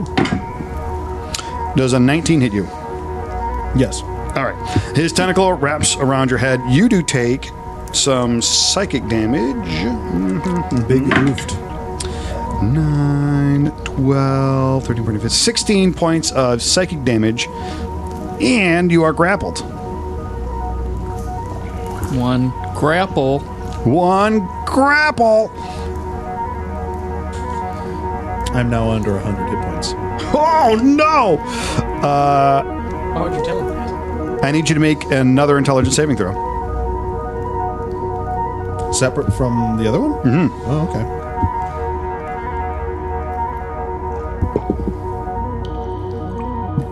16. Okay, so you are stunned from the mind blast from before, but you are not stunned during the grapple, which is a separate thing. So it says here when they make an attack, you have to make a saving throw, or you're stunned until the grapple ends, which is secondary kind of stunning. Can you be double stunned? I'm going to say yes. I think they're two separate effects. I feel like in this case they're two separate things. Okay. I'm glad that I succeeded then. That would suck to be double stunned. It would suck to be double king stunned. to double stunned. Double king. No, it's quadruple king now. Double stun, quadruple king. Now it is the mind witness's turn, and he is going to. He has eye rays up and that's what he's going to do because he loves them so much. Just loves it. 3 of these suckers.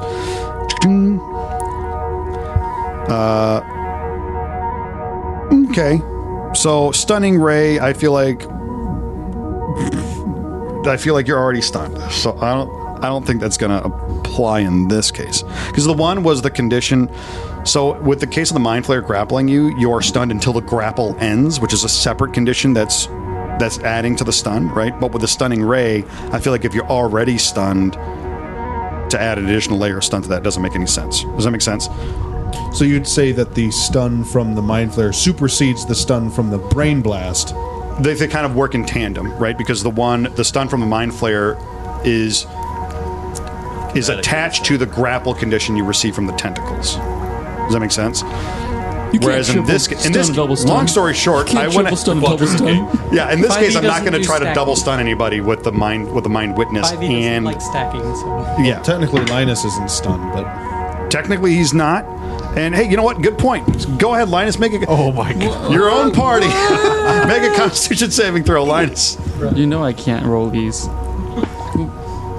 Not left-handed. It's a 14. You succeed. You are not stunned while you are. Oh, you're no longer floating, by the way, because the mind witness dropped you at So the I stop. just like land heroically, or Sure. Do a 3-point awesome hero landing. I like it. like an old man, you roll your ankle. Mind Flayer, second you ray. just hear crunch. Telekinetic ray. He targets you again though. Make a strength saving throw. This is the game of incapacitation. 13. You succeed. You are not lift. You feel him begin to lift you in the. You grab some rocks on the ground. And he is not able to lift you in the air. He makes another ray attempt. Aha! He's going to target you with this one since everybody else is stunned. all right, I need you to okay. make a wisdom saving throw, Now Linus. you're just targeting the old guy. Yeah, it's because you're old. oh no. Natural 1. Natural 1. You are frightened for 1 minute. You can attempt the saving throw at the end of your turns. You weren't going to get it. Oh! We got an actually from the sound team. Go ahead and re-roll that wisdom saving throw. Where's the sound team? What was it? Strength? Wisdom. Oh. 11? You are feared for 1 minute. It was a valiant effort. The sound team tried. We suck again. Yeah, and all things are as they should. Alrighty. Thanks for trying. I appreciate it. Mind Flayer number 1, which is the gray one, is going to move up past the spiritual weapon towards our barbarian Nasher, and he's going to attack you with his tentacles. Gross. Tentacles? His tentacles. Tentacli, I believe.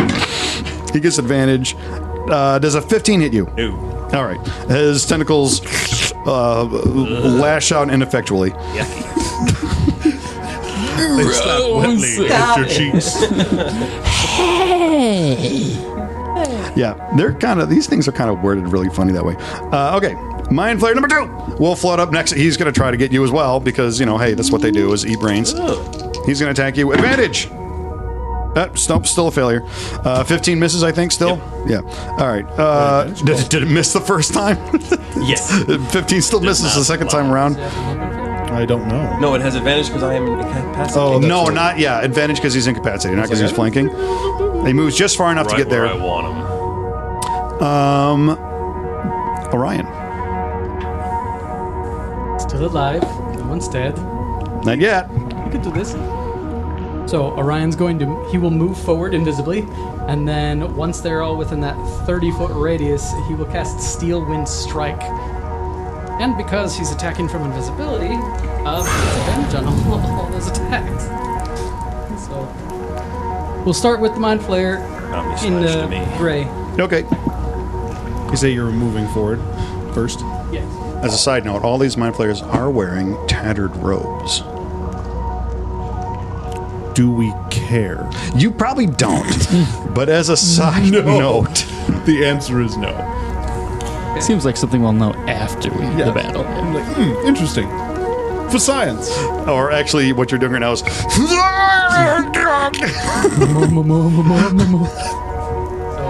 So, attacking the gray one first. Yeah. Rolled a natural 14 with a +9. It does indeed hit. 23 Okay. with math. Cool. Math. Curse you, math! That's why I'm using the dice roller. 6d10. Here we go. 27 points of force damage. Okay, you did some damage to him. Okay. Next we'll go for the one next to Nasher, the other one. Oh, well, the higher roll was the same as last time, the 21. That does hit as well. 42 points of force damage. Damn, son. Nice. Then the one directly trying to eat my paladin.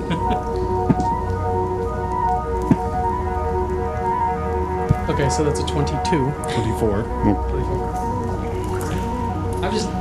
My brain. It's over 20, so it doesn't matter that there is. It does hit. 40 points of force damage to that one, Okay.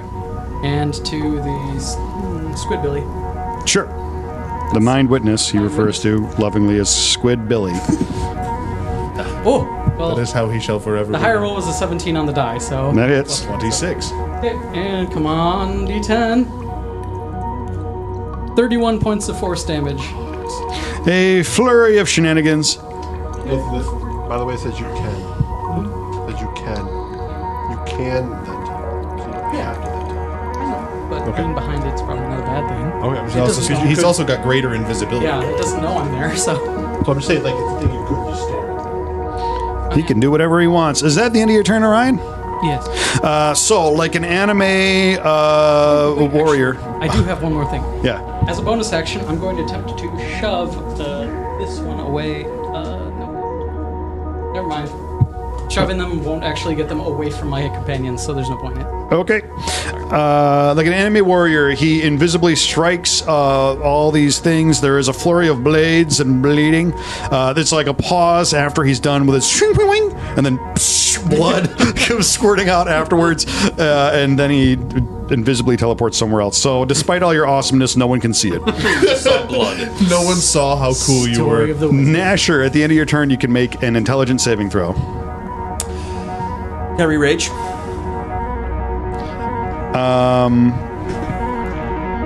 Yeah, sure. I'll allow you to enter rage. Because I lost it. Yeah, sure. As a bonus action, you re-enter rage, and So that's going to be an 11. you are just All right, well, I'm going to use my... so furiously feature. stunned. I fail to re-roll. 18. So, what feature did you use to re-roll? Zealous Presence. Ooh, which Rage. says When I rage, once per long rest, you unleash a battle cry and up to 10 creatures. Oh, no, that's the wrong one. no. Fanatical Focus. If you have failed a saving throw while you are raging, you can re-roll it, and you must use the new roll. You can use the ability once per rage. Oh, so you could have done that on the last one. I even. already used it on the first save. Ah, okay. So you do manage then at the end of your turn to free your stunned condition, much to the surprise and chagrin of. Oh, I forgot that they would. Hold on. Okay. Much to the surprise and chagrin of the two mind flayers who are before you. But that does end your turn there. The hungry. Finn, was my- you are stunned. Please make a intelligence saving throw. Natural 20. Ah, at the end of your turn, you awesomely can move. Can I bonus action? This little thing right here? You can bonus action move that guy into attack. That's a 18 on the dice. It's a Yeah, that will hit. miracle.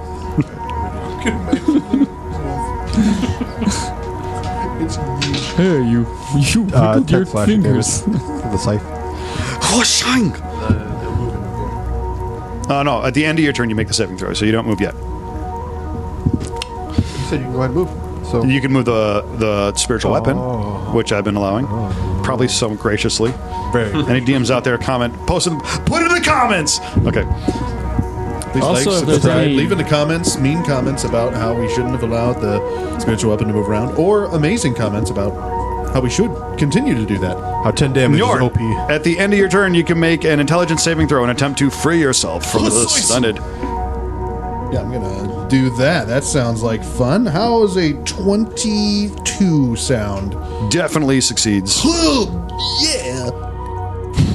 Oh my. Awesome. That's a great Njord.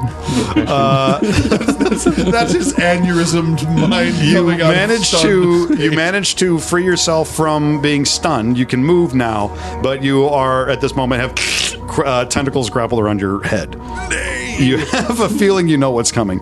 Linus, you are frightened. Actually, I don't think you have to do anything. Let me go check the free rate. Yeah, I think I just can't move towards him, right? You are frightened, so you can't move towards him. Let me just double check the frightened. And you have disadvantage on attack rolls so long as the sorcery of fear is within sight. Just close your eyes. Well, good thing I'm going to... I already have disadvantage because I only got one eye, so I'm just going to launch a firebolt at this gentleman. Firebolt. Yes. As a side note, you've spent 3 years of one eye. You do not have disadvantage on all of your attack did rolls we- any longer from that. I think we talked about. Oh, we did might we have talk talked about it a while about ago. that? Oh, we talked about it. But you have disadvantage because the source of your fear is within Alright. line of sight. So go ahead and roll a Good disadvantage. to know for the future. For some reason, eye. you feel like having no eyes would actually be better right now. About the same as having one eye. How does a 14 sound? 14 sounds like it misses. Scatters into the ground. You release your firebolt in the ground because that terrifying eye monster. And then do I get to roll a save? At the end of your turn, you can roll a wisdom saving throw to attempt to No. end the fear effect. It's 4. It's 4. A 4. Yeah. It's still there. Okay, now the mind flayer who has his tentacles wrapped around your head, Njord. His squiddy bits. His squiddy bits. He is going to take a bite at you. Gross. You're just kind of like leaning back in your helmet, being like, unpleasant. We determined that it's a geek inside. So there, I am like- no longer stunned, so he no longer has advantage. He does not have advantage. I was just reading up on grapple to make sure he doesn't have advantage on attack rolls. Resistant or restrained does have advantage, but grapple does not. 21. That will hit. That will hit. He will hit you for 20 points of piercing damage. You can feel a scraping on your... he's like at your side. He is scraping at your skull. He is trying very clearly to you to bite through your head and get to the precious Gray matter? meat within. Like a clam. Little did he know, Yes. Like shucking it was a clam. smaller. The mind was a smaller brain than normal. That's rude. The mind witness is going to release rays. Here's the first one. He's going to target with the first ray.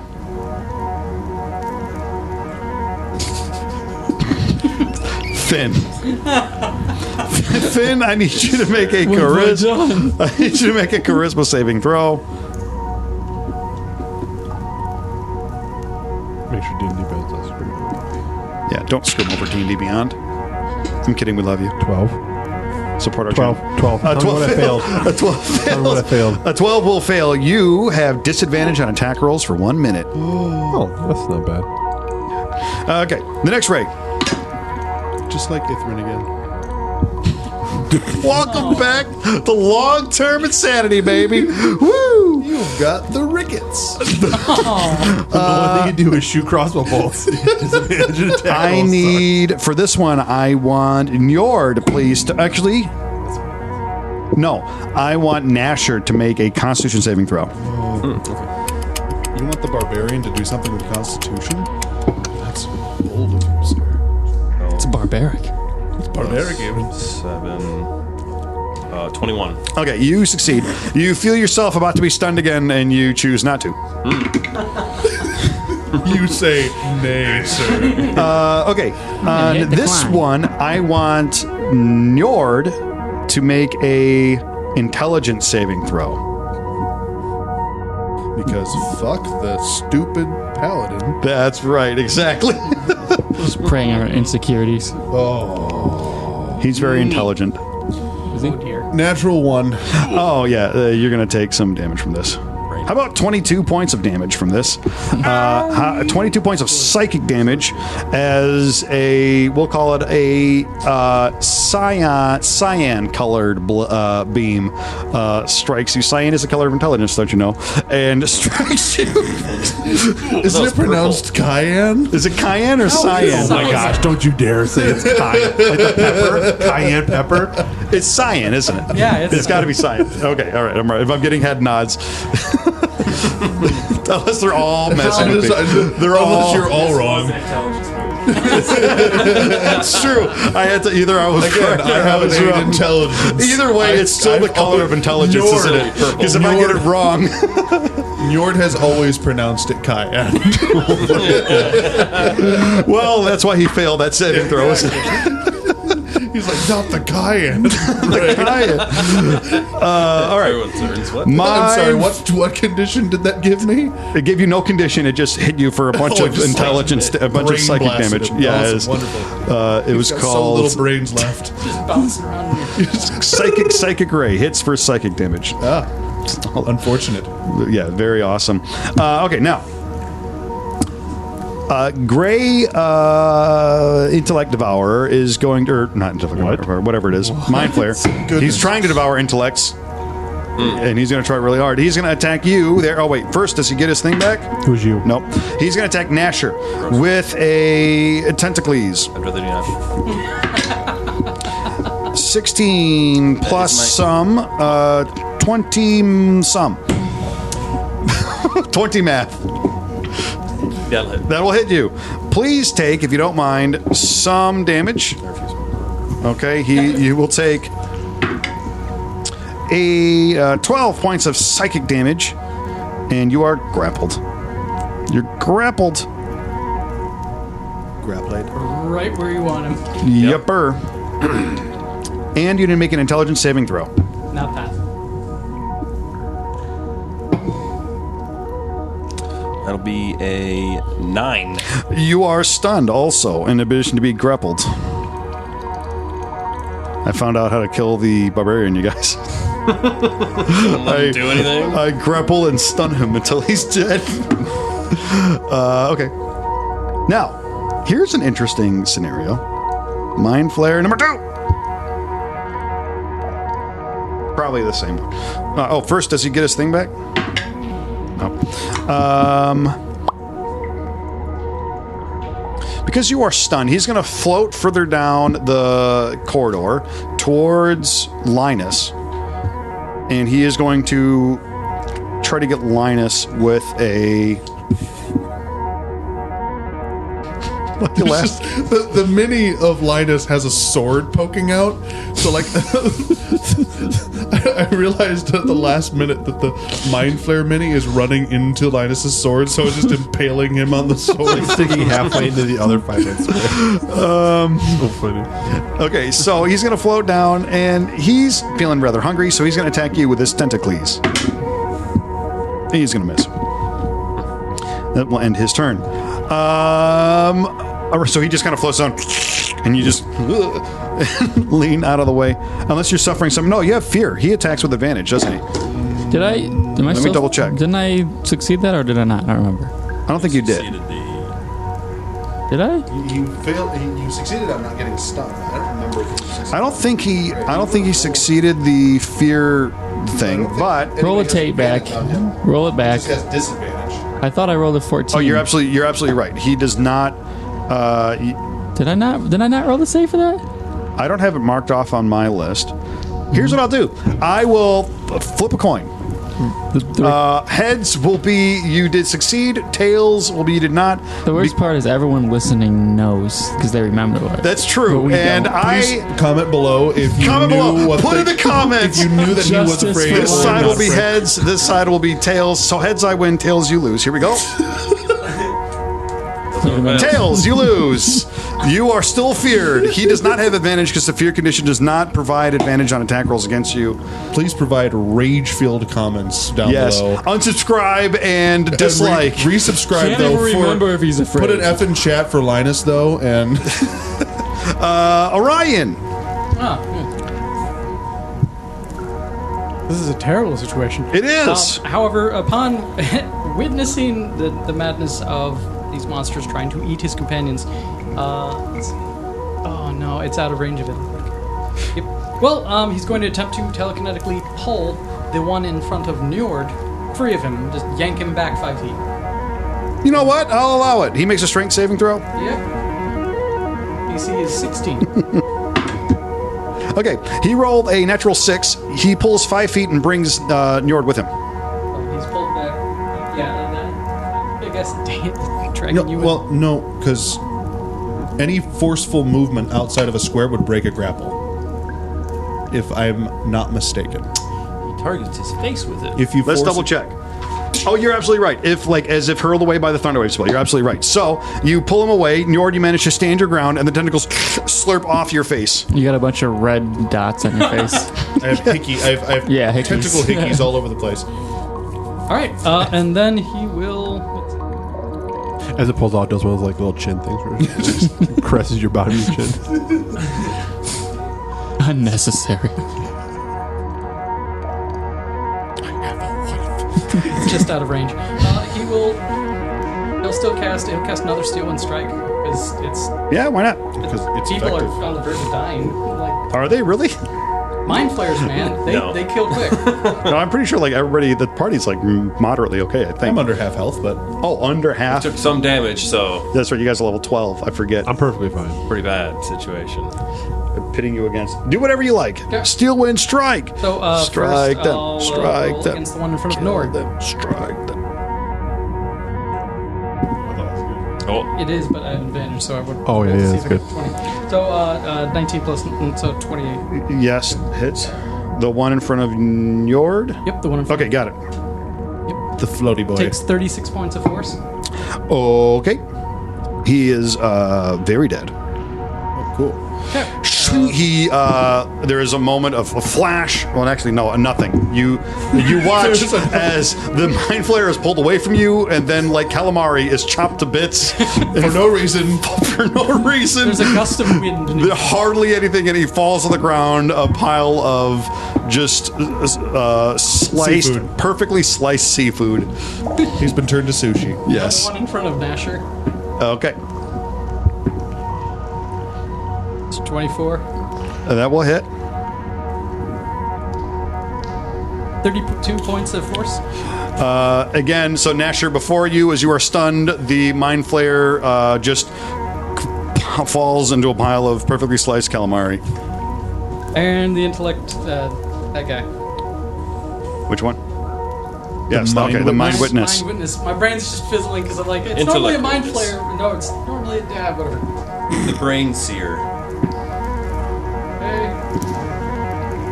Another cocked. Come on. Okay, so the 21. That hits. Okay. 42 points of force damage. Another pile of perfectly finely cut calamari. Yes, very defeated. MVP. This is why we had you. Reroll my Reincarnated. class. Can I be a wizard? He burned 2 fifth level spells for that. Yes, I did. Oh yeah, he's. This is why we had him reincarnated. Yeah, that'll end my turn. Alrighty, Nasher, you are no longer grappled, but you are stunned. I am. You hear a disembodied voice. Nope, stunned until the grapple ends, And the grapple's ended. and the grapple is ended, so you are no dead. longer grappled or stunned. Go, finish I want it. to turn around, sprint over to that fish head that's not looking at me, and then begin. We're gonna get panting sound effects of people running. I put you where you're flanking. Okay. It's gonna be a 25. That definitely misses. No, I'm kidding. Yeah, that hits. Dude, Austin looked at me like, what? You looked at me like, did I hear that right? That's gonna be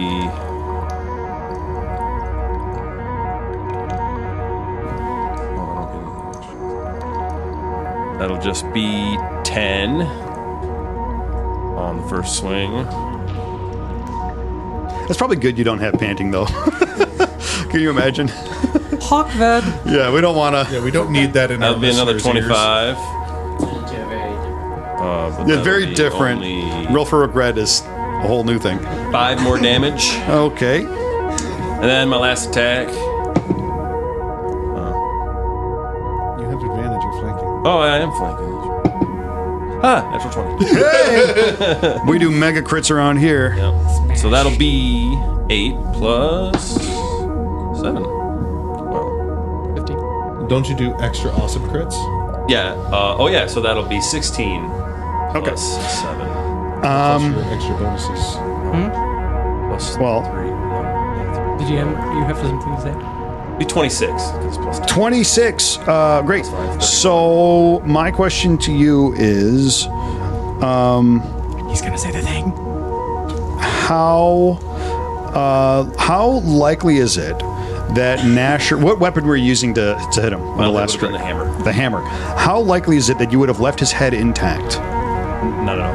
Okay, so Linus, for you, as you look up at this mind flayer that squidded him, like just wiggled himself over to you, you look up at the face of Eldritch Abominations, and suddenly it is no more. It has been replaced instead with the business end of a hammer that seems to, it, from your point of view, erupted out of its neck as best as you can figure. Such was the powerful strike from Nasher.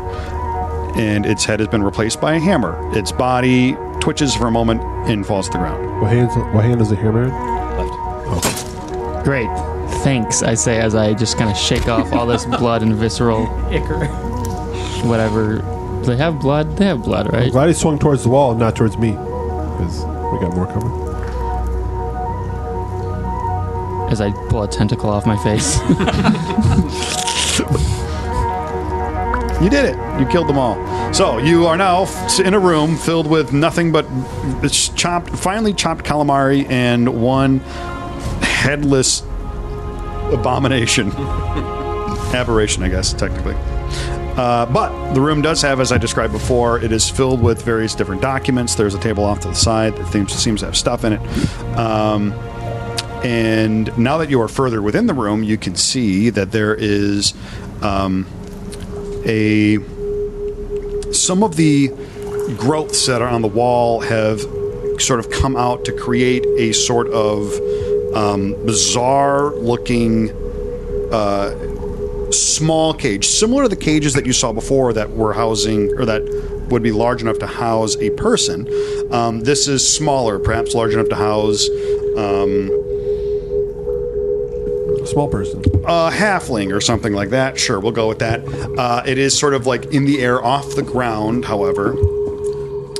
And it looks as though the almost bone-like protrusions have been forcefully ripped open, and whatever was in there is no longer. I mean, it's empty. Orion Ghost Bear will decloak as the spell fades. Well, that was interesting, wasn't it? Was that you that did all that? I've told you I've learned some things over the years. I have to say, I have missed witnessing that level of power. Do you know who also says the same thing as that? Hookers. All right, so When was the last time you saw someone from that coast? what? Yeah, what was that? That is a good question, actually. You work for a church. I can teleport. He's technically just a friar. I'm gonna go across the wall. Finn's gonna cross the wall and like touch these walls and try to find for like hidden walls. Give me an investigation check. 9. You watch as Finn begins placing his hands on various different places on the walls, gently caressing the stone and bizarre growths that he sees, and there seems to be nothing that would indicate any kind of hidden passage. We're all good. No fake walls. How can you tell? I touched These them. walls? I touched the walls. You need. You walk through the ones upstairs. So that's what I was going off of, I see. right? Do you need a washcloth? They're kind of gross looking. That's fine. I will look at the shelves for anything of interest. Okay. As you examine the shelves, you can see that there are several books that are stacked up. The books seem more or less in pretty good condition. There are documents that are sort of piled up on another shelf. And then on another shelf, you can see there are bizarre-looking tablets. These tablets seem to be made of of some kind of gray stone, and they have these bizarre-looking otherworldly symbols sort of on top of them. And what's even weirder is that these symbols are kind of glowing with a sort of white light. And there's 3 of them.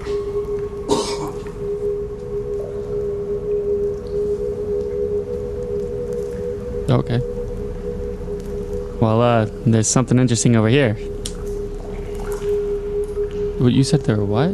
3. They are roughly the size of a well, not like a hot dog. Yeah, like 3 hot dogs. Costco hot dog. 3 hot dogs in length. They're about the size of a bread box. A toaster. 1 Costco hot dog.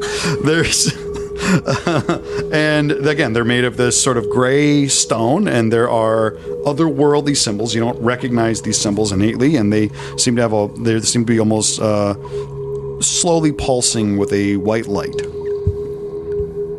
I'm going to cast Comprehend Languages and try to read it. As you do that, you can read these things. The first one, it says on it, id assent. This ID, id assent. The second one has the word Zorkul on it, and the third one has Chrono Shard written on it in these languages. I'm going to relay that information just out loud to anyone who's around and listening.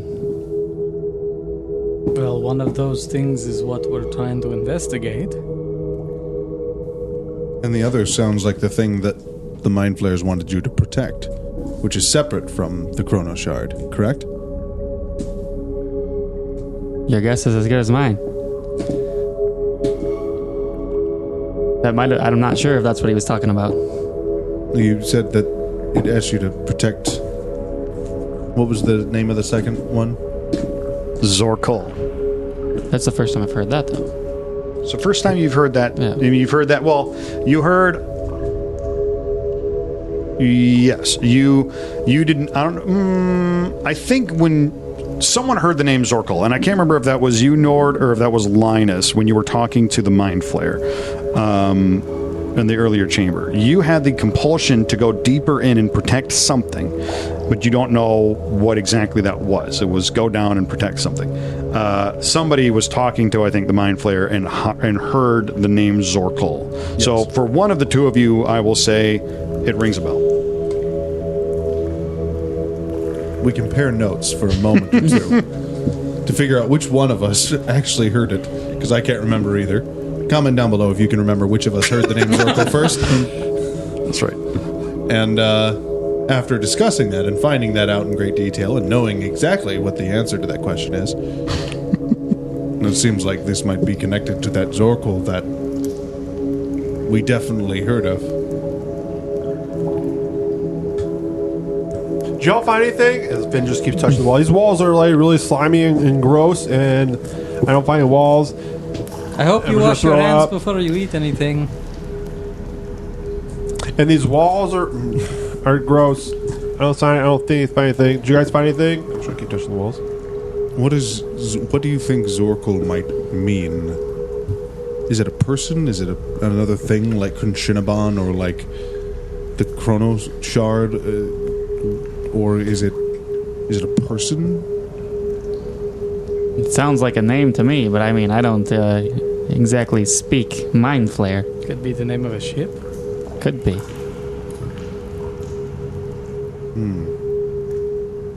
Maybe they were trying to build a ride off this plane. It could be their last one. we saw explode from a distance. After it had crashed, they could be looking for a way off, but...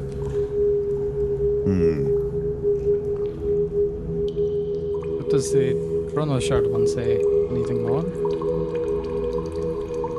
On the shard of stone, it just says it just says the word. Again, there's white letters here, and they're glowing. I'm just gonna touch it and prod it. So the one that says Chrono Shard? Yes. Okay. As you reach out and touch this thing, images and images begin to fill your mind. What you basically comprehend after seeing all these things is the idea that years are passing. Maybe the span of 2 or 3 years seems to go by. As a mind flayer colony is growing, an entity known as Zorkul is aware of a heroic presence within 10 towns and is taking the uttermost care to ensure that the colony is going undetected. However, the everlasting rhyme has come to an end, and travelers are being on the road again. Your mind sort of races through these images, and you can see a caravan making its way into the woods. The caravan has several long covered wagons that are making their way in and are surrounded by guards and hooded figures. You get the impression that they're thought of initially as just food, and that the mind flayers would go and feast on these people and perhaps add more to the ranks. However, Zorkul is peering into the minds of these people and discovers that they are members of the Arcane Brotherhood and that they are carrying some artifact that they refer to as the Chrono Shard. And that is where the images kind of end. So all that knowledge is sort of placed into you. And as you pull your hand away, you get the sense that you kind of read a journal almost. And while all of that knowledge has been kind of presented to you, your recollection of it is as though you had read a book. So it's not perfect recollection of everything. It's not like that knowledge is just downloaded and imprinted into your brain, but you get the sense that you had read a book about this sequence of events. So that was weird. It's like I just saw something, or it's almost like I just read a book or something about it. I saw the Zorkul seems to be a entity. Was it a mind flayer or just it doesn't seem to refer to. It seems it's this tablet, as you had placed your hand on it, it gave you the impression, as you're kind of like reading it in like quotes as you're reading it, it gives you the impression that you already know who Zorkul is. The reader would already know who Zorkul is. So I reach out and grab the one that he had mentioned is labeled Zorkul. Yeah, sure. So as you reach out and touch that, you first get the idea that the people of Dugan's Hole have been subjugated and selected to ascend into a greater being than even a mind flayer itself. This is an elder brain. You get the sense that it is a necessary step for the advancement of the hive, and they are not only the advancement of hive, but the survival, given that the Shardland dragon has made the peoples relatively weak. It feels like this is an opportune time for them to move. What's more is that the mind flayers have become aware of heroes in the area, and they are doing their best to avoid them. They are aware that the heroes have attacked and defeated this dragon, and they want to do their best to prepare themselves for an attack that they are feeling is imminent. After a span of a few months, the Elder Brain is created, and Zorkul is able to expand the Mind Flayer territory into Goodmead. Zorkul is the Elder Brain. The Elder Brain. That is without a doubt to you now. Zorkul is an Elder Brain in some evolution of the colony.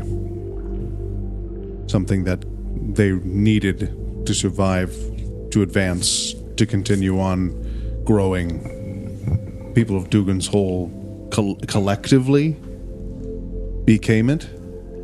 They were subjugated. Yes. And then were forced to become... Their minds were kind of forced into this process. So a sort of seromorphosis, but specifically of multiple people into an elder brain? Oh, yeah, we can go into that a little bit. So one of them was... basically, one of them underwent a special kind of seromorphosis where they turned into a more powerful and larger type of mind flayer, at which point a special staff was created, and then that mind flayer's head was peeled back to reveal the brain, and that staff was placed within the brain itself. And then over the period of a couple of weeks, the brain grew onto that stem, onto that staff, and became an elder brain. Well, that's super awesome. Yeah. Njord doesn't go into all those details as they discussed him. Being alien and terrifying, and were he actually probably a more intelligent man to think more deeply into the implications of it, probably would have driven him mad from seeing it.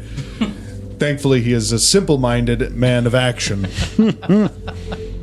There is a horrifying monstrosity out there that must be destroyed. Something that unites these creatures and lends them purpose.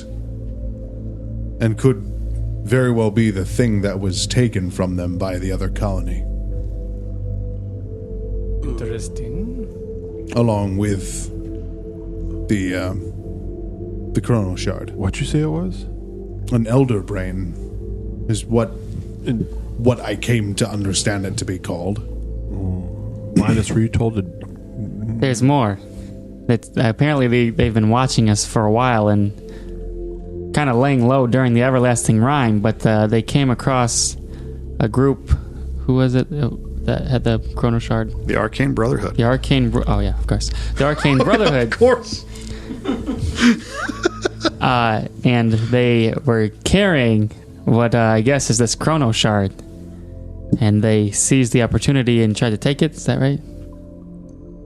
Yeah, the mind. Yeah, so in your reading of that tablet, Zorkel kind of peered into the minds of these mages and these members of the Arcane Brotherhood and determined that they had some artifact they're referring to as a Chrono Shard, and decided that it's something that he was interested in, and that's kind of where it ends. Took it, or I don't know if they took it.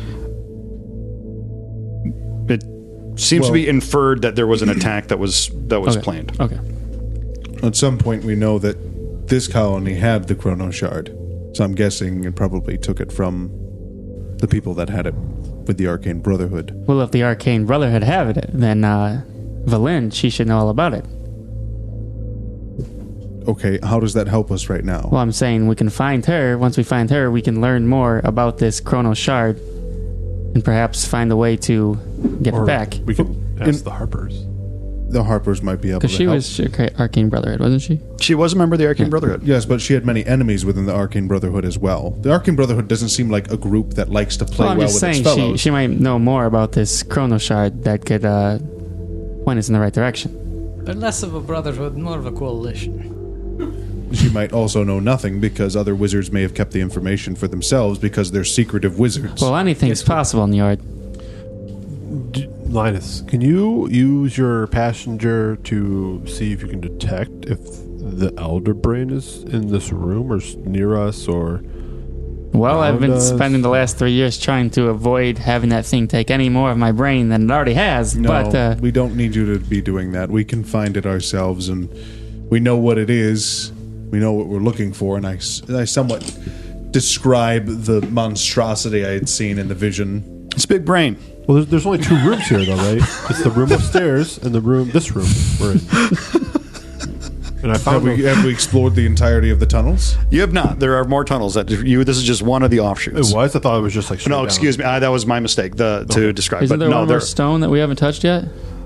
So there's one more stone you haven't touched. There's also, again, a smattering of books and documents that are lining one of the other shelves. There's also an array of alchemy equipment that's over there. Some of it's broken, some of it's not. And then there is this bizarre sort of cage-like structure that's been opened up. Linus, you have ways of being able to understand even foreign languages to you. Do you want to see about looking into the books, seeing if you can find anything through them? Unless there's pictures in them, I can make heads nor tails. Yeah, so I already cast comprehend Heads, languages, doors, so I can tails. start looking at books. Mm-hmm. And I'm hoping that someone touches the other stone. I'm going to touch the okay, other one. I was hoping we would do that. Okay. So, Nord, you reach out and touch the other stone. This one is labeled Id Ascent. What you have are images of a Mind Flayer nautiloid flying through the air. It seems to be on some kind of simple mission from some place called Zult. The mission is relatively simple. Find slaves, or find subjects that would become slaves or worse. The ship is flying over a landscape that's unfamiliar to you. There is a grand city which stretches out before you. That is broken up into several different sections. It's very clear there are walls that break up the city into multiple sections. Heroes are rushing out to attack the ship, and some of them are slain, but some are captured. And of them that are captured, there is a half-orc, an elf, there is a young man, an owlbear, and an older gentleman. You recognize the old gentleman to be Linus. And they are taken onto the ship. Do I recognize the rest of them to be the hounds that we You do recognize them at this point to be the hounds, the owlbear being Buzug himself. Is it an older Linus, though? It is a younger Linus by like 10 years, I think. Well, No, Linus it's an is- older Linus. It's an older Linus. Oh, because you reduce your age by 10 years. That's right. So it is an older version. A time in your past where you knew Linus to be older than he is. Or younger, yeah, older than he is today. you. The old, literally the old you. Okay, but the tablet also accounts for something else. There seems to be trouble of some kind. Something unaccounted for has snuck onto the ship. A creature the Mind Flayers weren't ready to deal with, and things seem to be going wrong as the ship is flying through astral space. It, in a flash, appears over what you recognize now to be Icewind Dale and the spine of the world, the mountain range that extends across the southern border of Icewind Dale, as there is an explosion on the ship itself. This unknown creature has been thrust from the ship and goes flying into just oblivion, as far as they're concerned, the darkness of Icewind Dale, as the ship goes spiraling towards the spine of the world. There is sort of pause and then an additional accounting. The survivors of the crash, which are Mind Flayers, have found that most of their subjects have escaped. Worse yet, they're freezing and they're running out of food. The surviving Mind Flayers need to eat something. They gathered up the surviving tadpoles that of the crash and put them in jars, but most of them have been lost. With luck, there's actually a sense that you get, like an emotional feeling. With luck, the lost tadpoles are destroyed in the crash. There is a sense of urgency that the tadpoles cannot get out and they cannot escape. So they have to destroy the nautiloid ship, and they queue up a destruction mechanism within the ship itself, to a self-destruct mechanism to blow the ship up. And with no hope of rescue, they set out towards Dugan's Hole, with the ship exploding kind of like as part of that process. Interesting. Tell me what you have learned. You look troubled.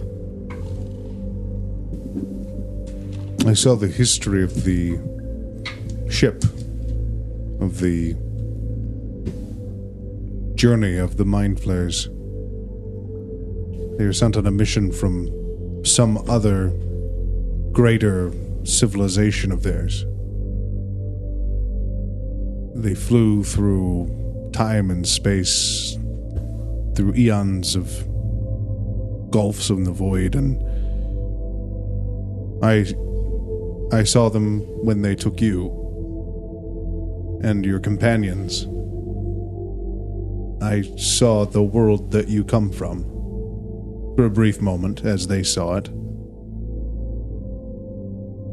I saw their turmoil as something appeared or had clambered aboard their ship that they didn't expect, something that caused something to go wrong, and they came out of the gulfs of the void of space and here into Icewind Dale, and they lost tadpoles, and it was important to them that the tadpoles that they had lost not continue. Wait, they killed their own tadpoles? They attempted to do so, hence the self-destruction of their ship, and why they never attempted to repair it. They went underground, they found refuge in Dugan's Hole, starving and cold. They made their way there, and we've seen the results of their work there, but they were afraid that their own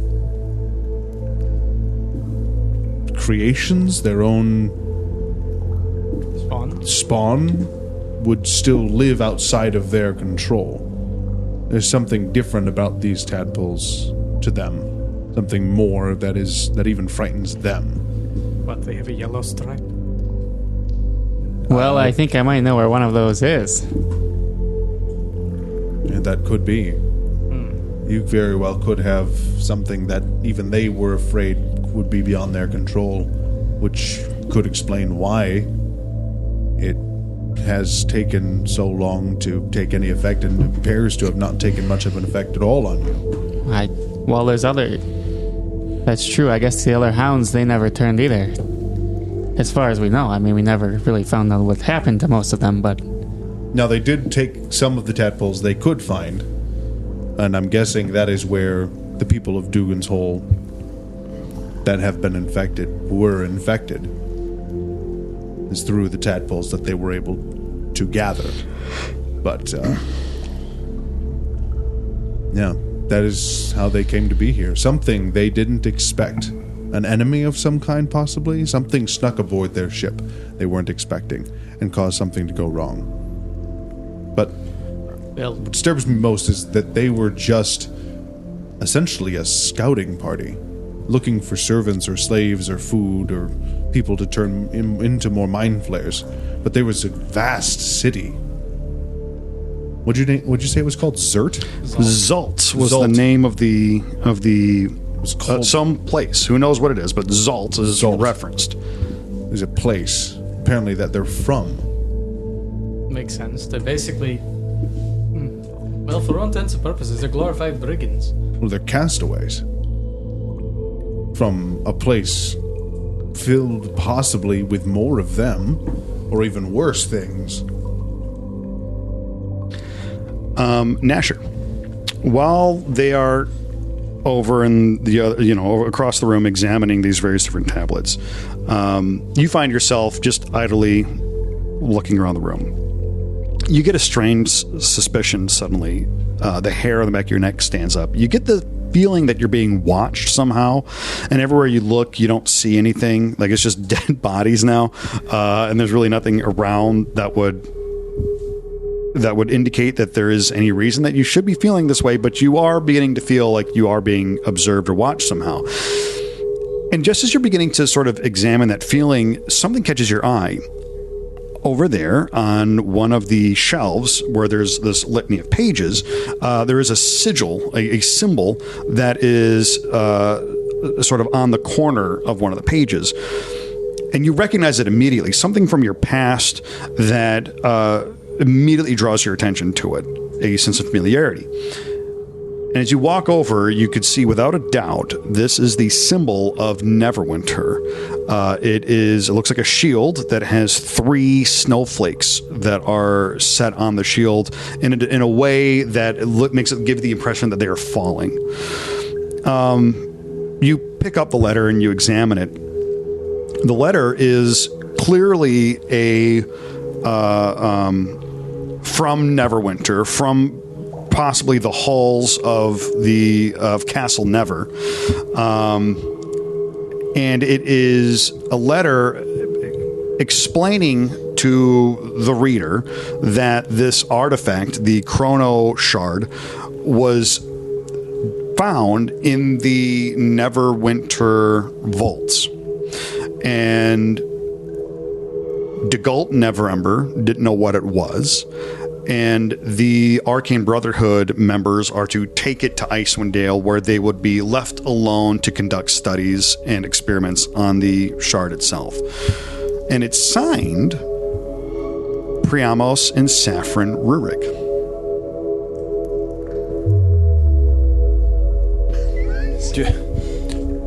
Do I remember those names, or do I know them? Finn, I'll ask you. I don't know if you've mentioned if you mentioned their name before. No. You don't really know, but what you do know is that listed on the page is Degult Neverember's name is listed on there. It's clearly coming from Castle Never. You recognize the Castle Never has a very specific, when it's sending out its own its own declarations and things, that has a certain kind of was it template or page style or whatever, right? So, and it's got its own its symbol there. Official legal documentation. Legal tender. Legal notes. Legal tender. Someone chicken money is. It's a cool cash. No, so it's a letter that you recognize to be some kind of official documentation. I would say he might, because when in the case when I scried on my mom, I seen that she was there, and then I came out, and I think I told people about her, that she was alive. So the name Saffron rings a bell to you, something to Sounds Finn, familiar. but you don't Yeah. know. Well, then I'll approach the group with the letter.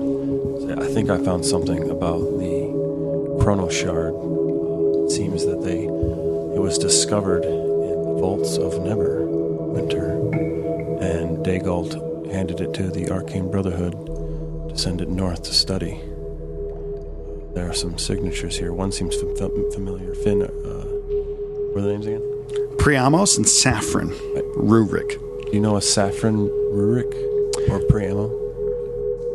Finn's still fondling the walls, trying to find a space. Did you just call my name? I still haven't found a space in the walls. But I'm looking. I'm looking for the fake walls. Finn, we need your help. Oh, okay. I'll walk over. Yeah, and so sure enough, that document does list signed by Priamos and Saffron. His face just goes white. Oh, that's it. What about it? What do you need? What about it? Well, I know that from this letter that the shard was from Neverwinter. I know that it was handed to the Arcane Brotherhood, taken north. He studied. The names are familiar. Do you know these names? Yep. Would you like to share with the class? Go on. Nope. You look pale. I told you to wash your hands before you eat. I had to take a little bite. You never know. Finn, if you know something that could help us identify where these threats are at.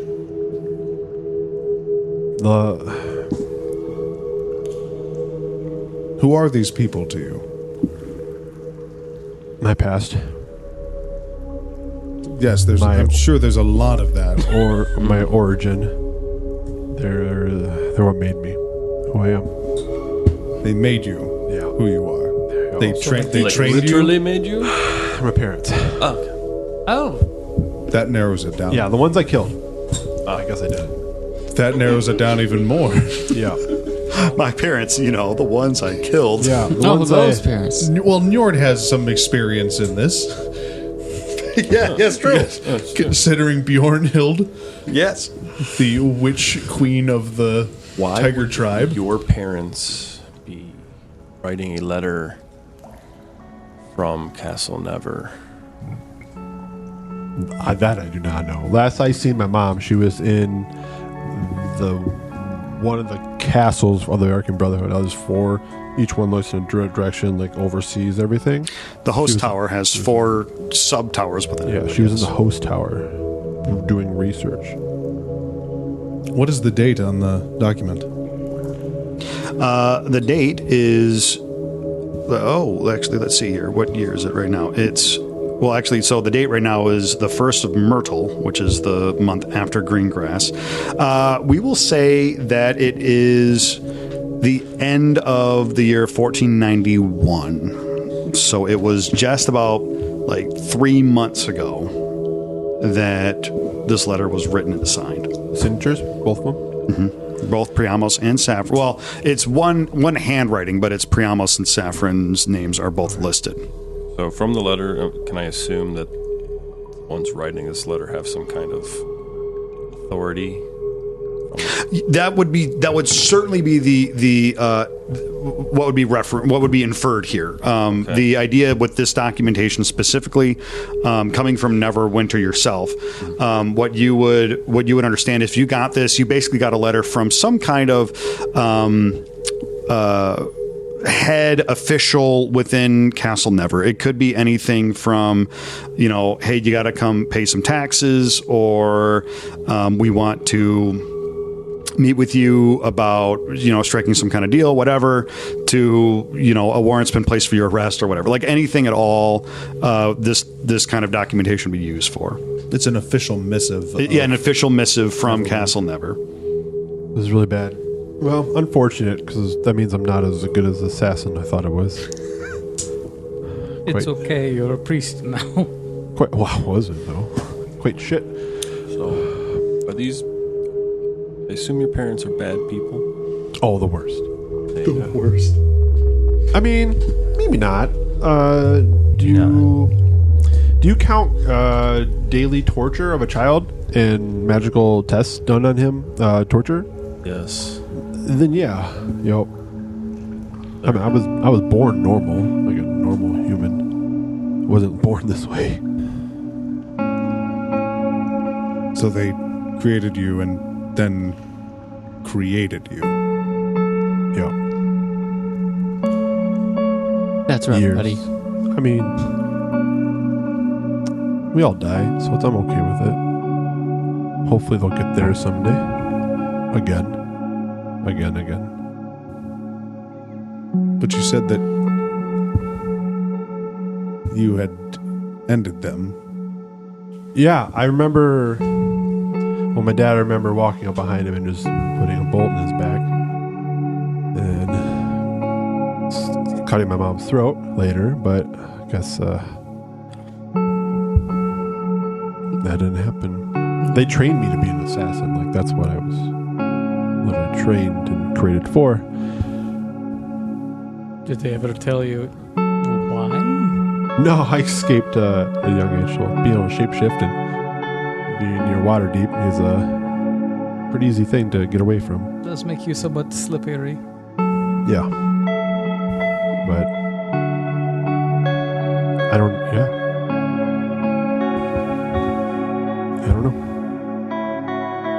I was just hoping one of them was dead before I found out my mom was alive.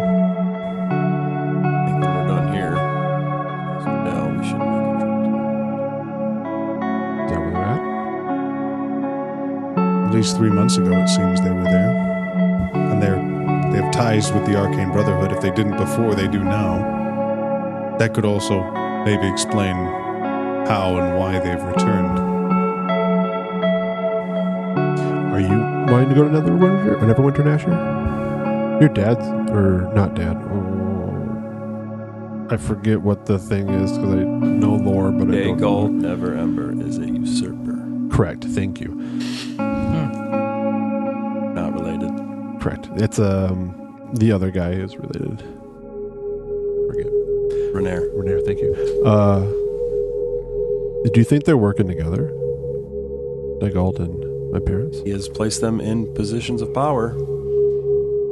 Or at least entrusted them with something very important. Incredibly powerful artifact. I'm gonna have to pray about this. If Finn's gonna walk away and just sit and find a corner, and he's gonna ritually cast commune. I'm gonna try to talk with my deity. Okay. Or a divine proxy. Hey, God. Can I have a moment? Why are my parents alive? It's not pure. I have a minute, by the way, so it's like I gotta be fast if you want time in real life.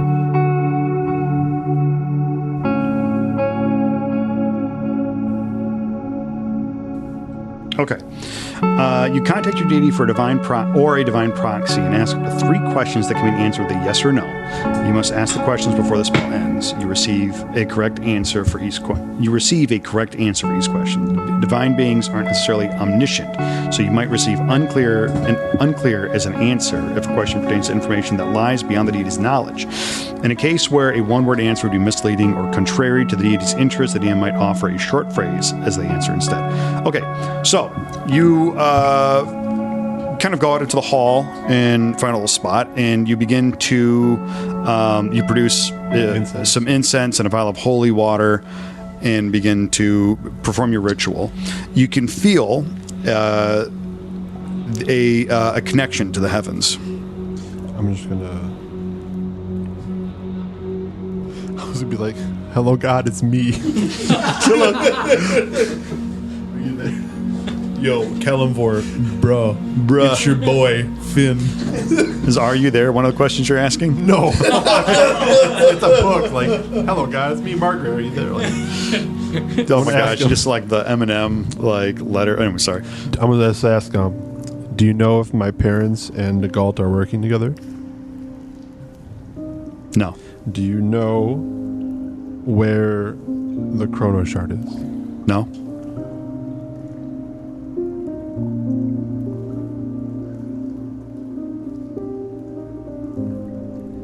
Did you save me? He whispers. Yes. All right. He's just going to clean up. Walk back to the group. Some things never change. He knows nothing. He's pretty dumb. Who? What? Well, to be fair, from what little you've told us of your deity and worship of them, he's a god of the afterlife, not necessarily of the living. Well, I mean, I assume he would have people walking through and tell him stories or something. I mean, I don't know. Who knows? I'm new to this deity thing, so I don't really know who knows what information. I mean, I don't mean to assume on what a god does and doesn't know. That's beyond me. Same. You all begin to feel the sense that you are being watched. That growing sensation naturally that you had seems to only become stronger. What's more is you all begin to feel a slight tremor in the ground. It starts for just a moment. Some rocks fall from the ceiling, and everyone dies, though. Rocks fall from the ceiling. It's not seemingly enough to cause any structural damage. But it's clear to you that it felt like a small earthquake. Question, DM. During this time frame, have we been able to have a short rest? If you would like to have a short rest, you can. And actually, that would be a good place to end tonight's session. Okay.